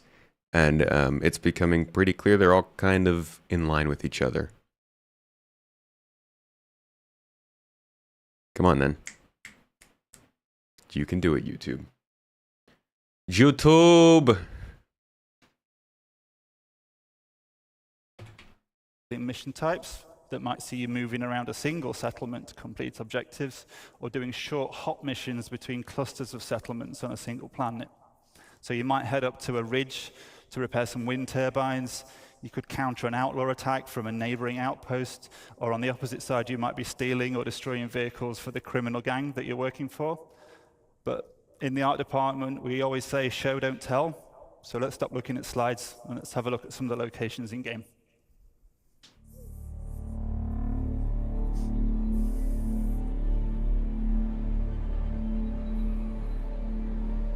See, that's cool. The fact that they have these locations and they're not way out here, but you can see there's like a clear, maybe a kilometer distance between the two. So you could have delivery missions in between the two, or some kind of interesting objectives that require you to drive across rather than fly.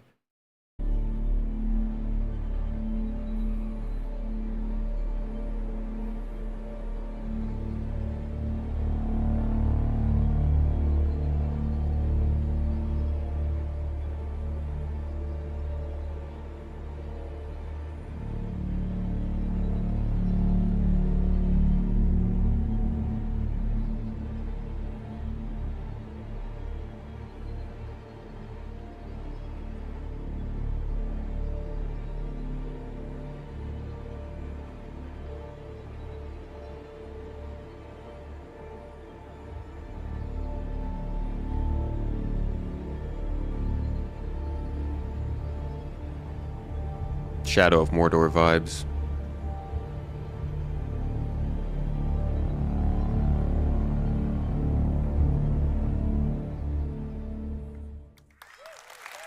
Thank you. All right, this part's actually pretty important, so we'll listen to this too. So what flavors of Outpost did we just see there? Well, we categorize them in two different ways, as I said, and then we mix and match those categories together to provide that variation.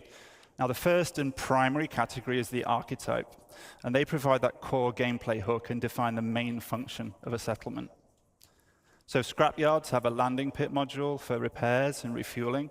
Mining operations can have a refinery module and ore extractors for resource and commodity trading. And trading posts themselves allow a broader range of item purchases through the dedicated trade building module. And I mentioned earlier some more like general mission types that you might find that would be agnostic of archetype, and the archetypes themselves reflect that primary gameplay function of a settlement, but there's also a middle layer. Of course, we don't want these locations to just be a glorified shop or repair station, so there's to be more secondary activities to do locally to an outpost that are also defined by its archetype. So you may find scrapyards can offer salvage-related gameplay and missions. Trading posts can also deliver offer delivery missions or hauling and cargo gameplay, and farms can offer crops and fauna as resources for gathering or trading. So with archetypes as our primary category, in addition, we mix in a secondary category, and these are the thematic overlays. Now, at the moment, we have two main themes. Internally, we call these independent and outlaw. So themes offer additional variation on top of the archetypes to inform the look and feel of a location, not just visually, but which people you'll interact with there, how they'll respond to you based on your rep, what types of missions you'll have available to take on. So themes don't change the fundamental architecture of a space or the archetype of a location, but they do drastically alter the mood and feel, as well as altering the gameplay experience significantly. And again, let's take a look at the first of our themes, our independent theme. Sig! You didn't get the Senbei notification, dude?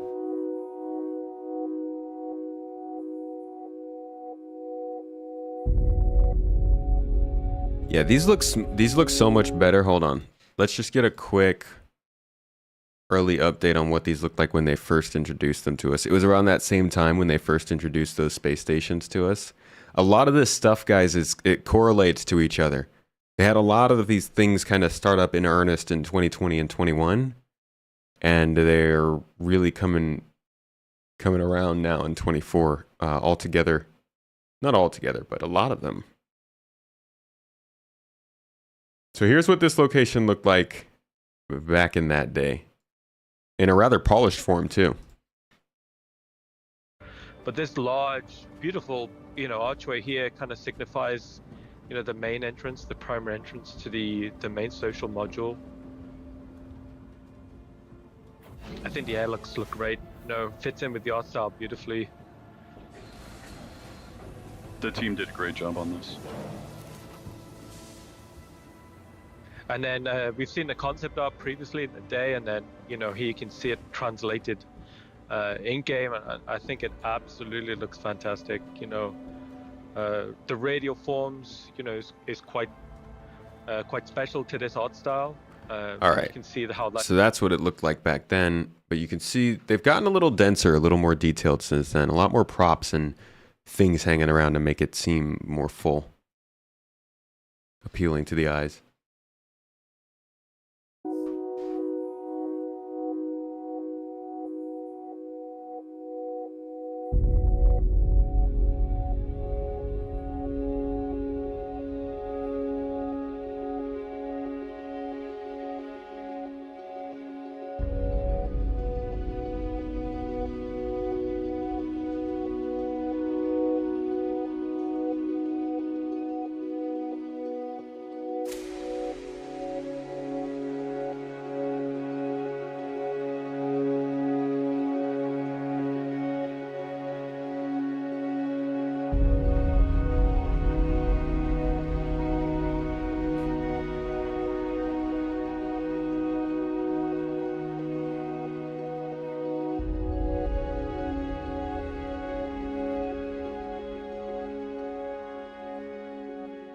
Think the lighting is way better? Don't apologize to me. Thank you.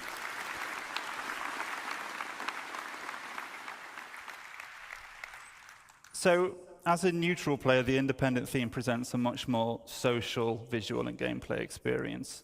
The primary visual read across both themes, You won giveaway. so right? across both Outlaw and Independent, comes from those common architectural forms, and they're generally all more rounded and soft in shape, and the building manufacture techniques are more robust. Again, remember what he's talking about this. This is just the colonialism outpost style. I can't wait to see what happens when they do this whole settlement thing for utilitarian outposts. That'll be cool. Everyone join the giveaway so you can win. Everyone join the giveaway so that plywood doesn't win. Do it.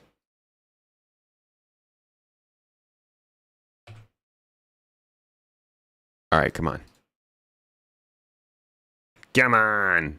I don't think the demo was pre-rendered, but it was definitely handmade for that.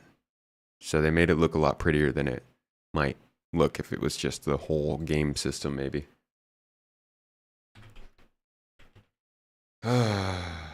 YouTube's just dropping the ball these days, YouTuber.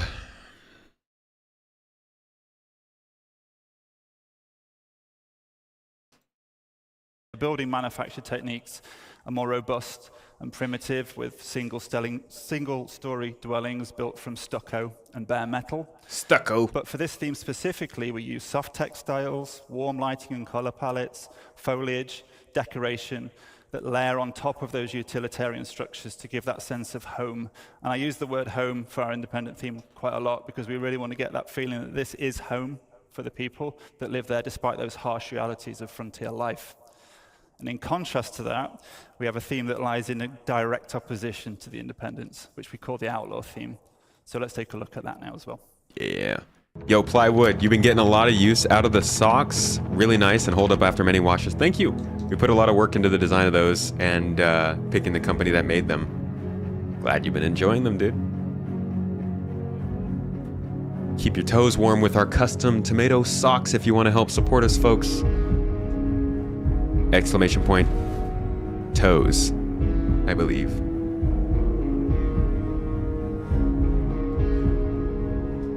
By the way, if you didn't catch it, what they're showing off here is the same outposts with a different theme overlaid. This is the outlaw theme instead of the neutral theme, I think.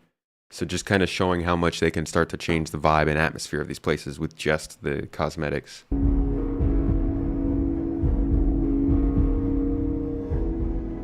I thought it was toes. Is it not socks?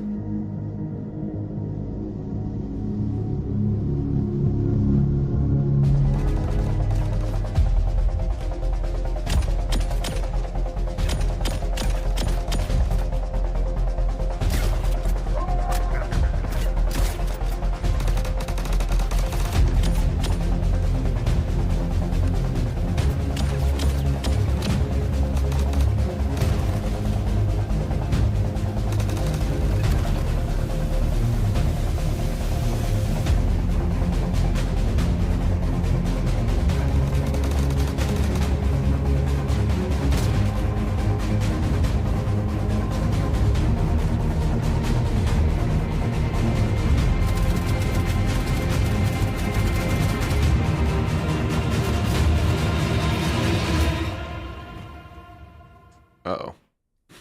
That never ends well. So the outlaw theme tells that story of these once functional settlements being completely overrun by the various criminal elements that inhabit the system. And visually, we have themes of a regressed and subverted civilization. So we layer on top of the architecture these spiked and aggressive forms, and we have aggressive squalid spikes, living arrangements, and lighting fire comes from fires or oh my god, maintained fixtures.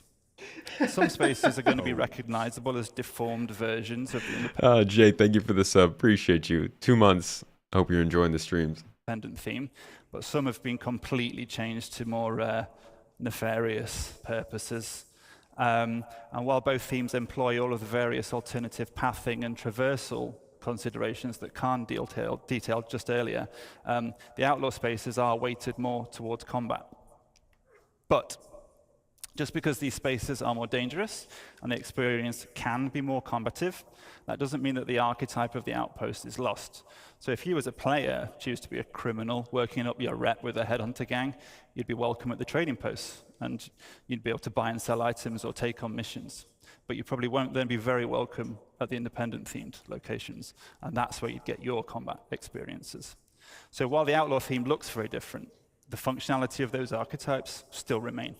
And again, reputation. I've talked about the kinds of outposts we've been hard at work on, and I hope you've enjoyed checking them out over the last 2 days in the Pyro demo. It's really made me very pleased to see people playing our content at last, so thank you for that. But where are we heading from here? Well, I hope it should be obvious that we're going to get these out for the first Pyro release. We still have some final optimization and polish passes to do across the whole library. And then we're also going to be expanding the amount of these locations throughout Pyro and beyond. And our tools allow us to do that very quickly now. And we've got the library as well to do it. And the new outposts are not limited to the Pyro system. They're completely system agnostic, so you can expect to see these outposts in other systems as well. And of course, we're going to look to add more ingredients, more of those modules to the library as well, to further expand the variety and depth you'll be able to see at these new locations. We want to encourage more on-foot gameplay within a smaller ecosystem of a planet. Yes, To give please. that more localized and personal feeling experience. That's something we need that so much more. I'm glad that they were saying that with basically all of these locations now. Our goal with these locations, as with many of the others we're going to hear about today, is to continue to work on the gameplay so that every location offers a rich playground to explore. And I guess I'd like to finish just by thanking everyone for listening today. It's really great to see you all. And I'm going to pass you over to Nick, who's going to talk about some locations that are coming in the nearer future. Thank you. And those locations are basically the derelict settlements that are kind of like taking the Stanton version of what we just saw for Pyro, but these aren't necessarily the full-on settlements like those colonialism outposts. These are more actual derelicts. They're made of trash and stuff, so they're not as significant a location, and I think something that'll fit in, not necessarily where these settlements that we just looked at would fit in, but they're still adding into the ground locations. But I think we can include these in that outpost archetype that we just looked at. Let me present you the new derelict settlement.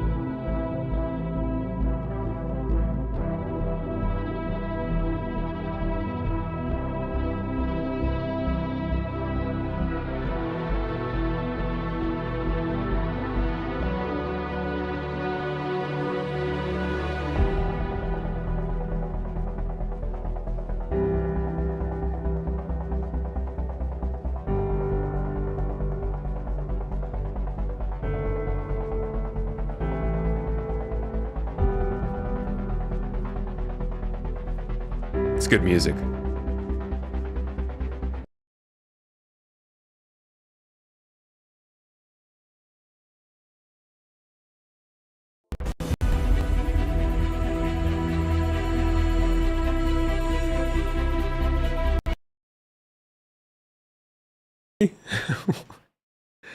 Okay, I'm back. That's really strange. I just lost all audio for a second.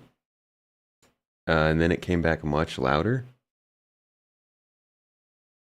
Again, this is, oh my gosh, this is what happens when you use a computer you don't usually use. You guys all hear me, right?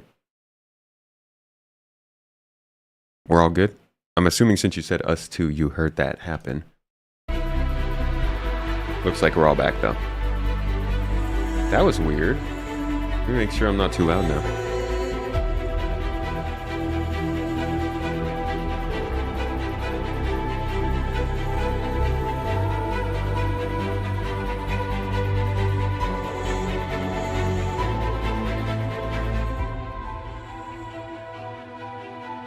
Alright, finally, this location's actually already in the game. A lot of these locations are already in the game.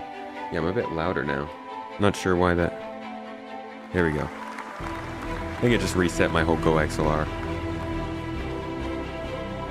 And here's just a look at like some of the missions and stuff we'll be getting here. Again, these locations are already in the game, so this isn't necessarily upcoming. This is just more of a look at what is happening to settlements.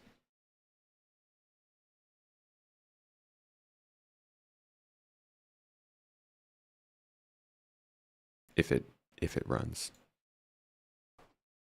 Ah, man.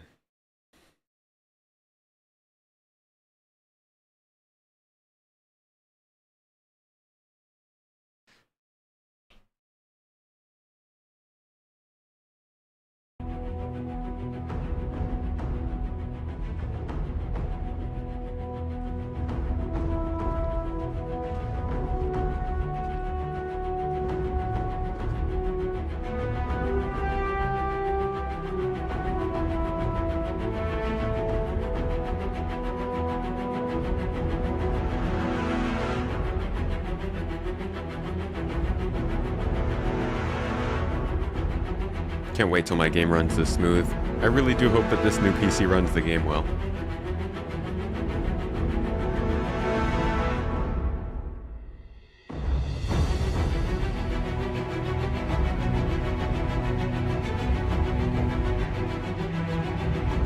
See, if this includes, I really could just do a box mission.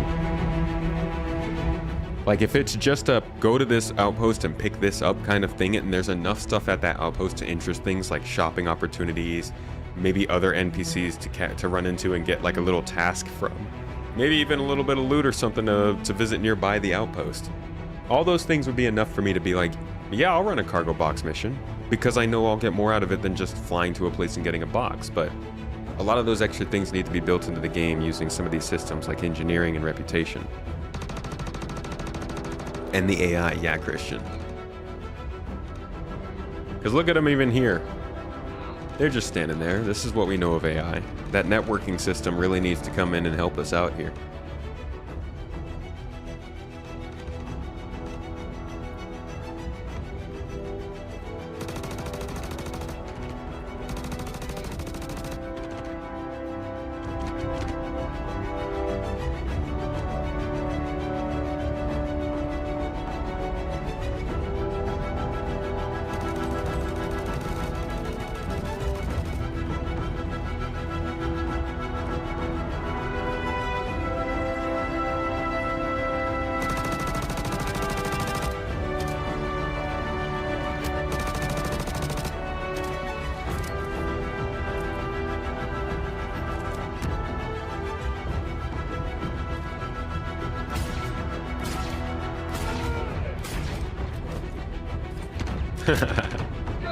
Nice bounce.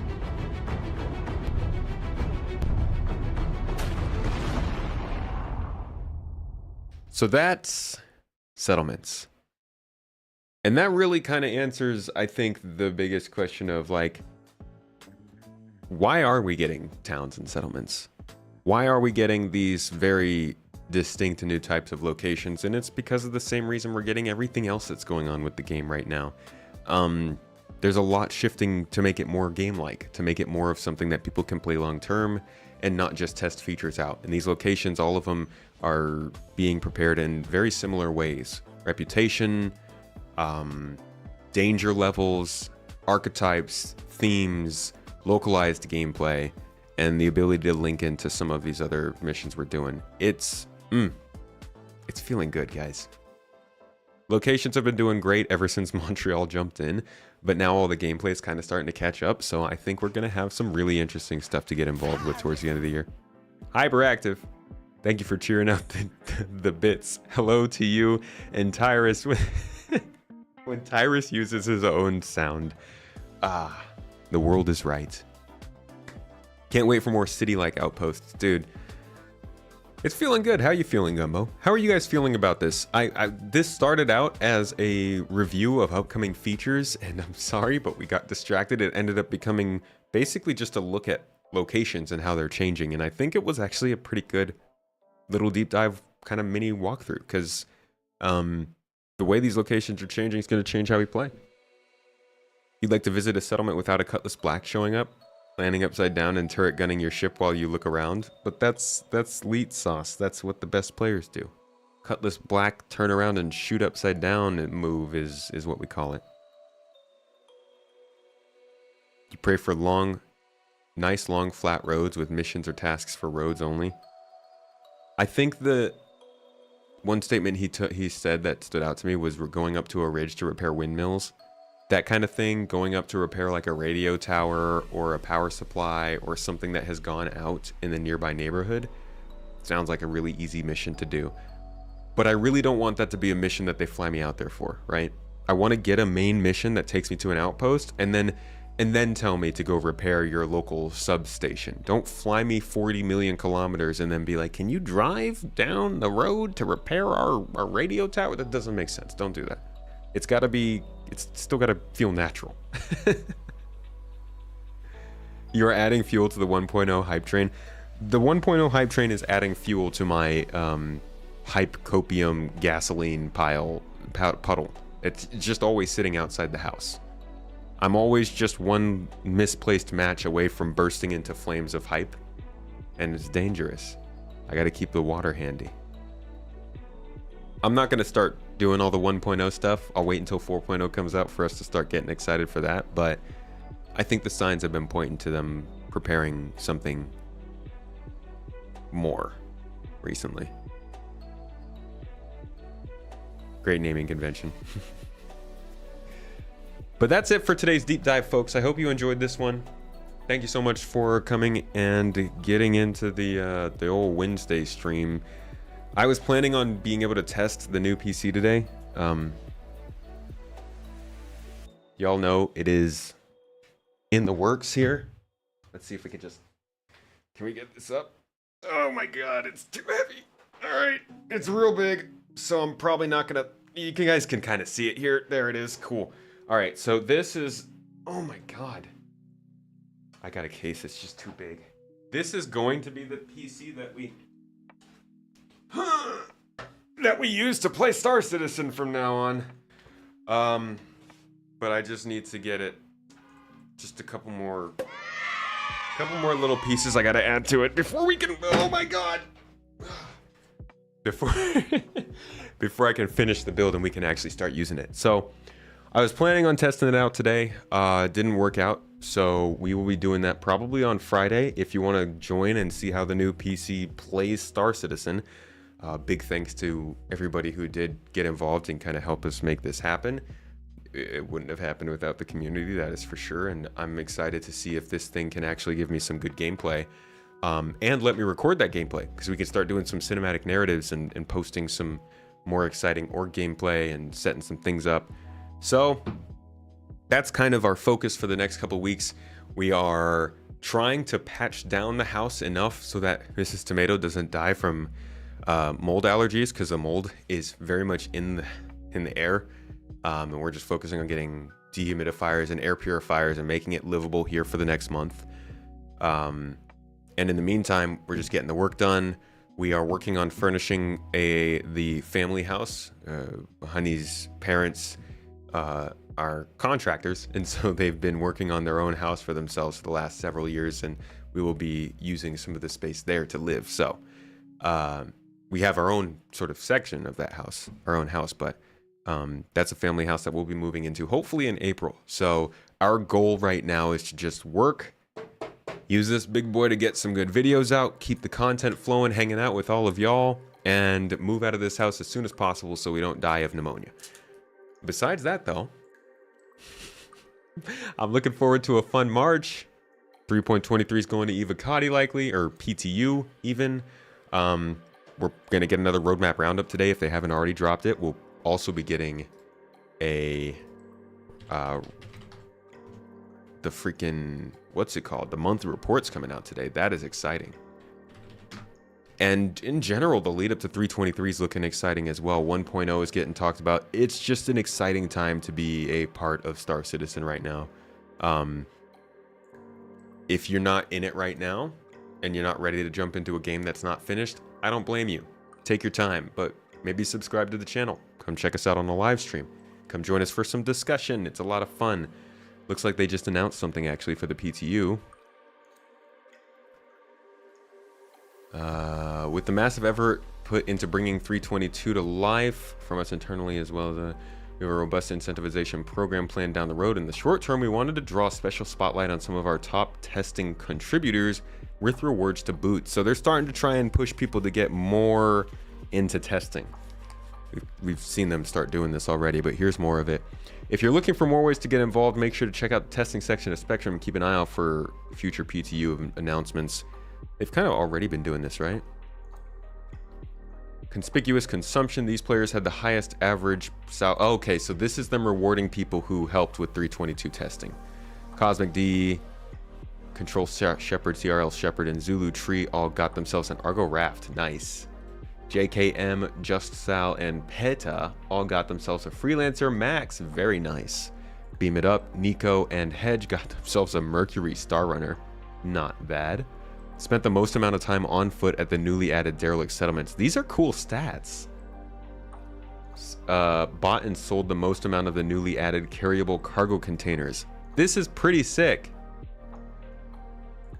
Down Rangers. These players purchased so many FPS weapons from in-game shops with AUEC during Open PTU that they had to restock and will receive a C1 Spirit. Holy crap.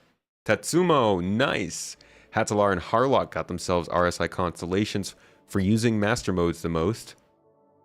Mr. Kraken, Commodore, and Ice Wave got themselves 400 eyes for getting the most council reports or contributions of bug fixing or reporting.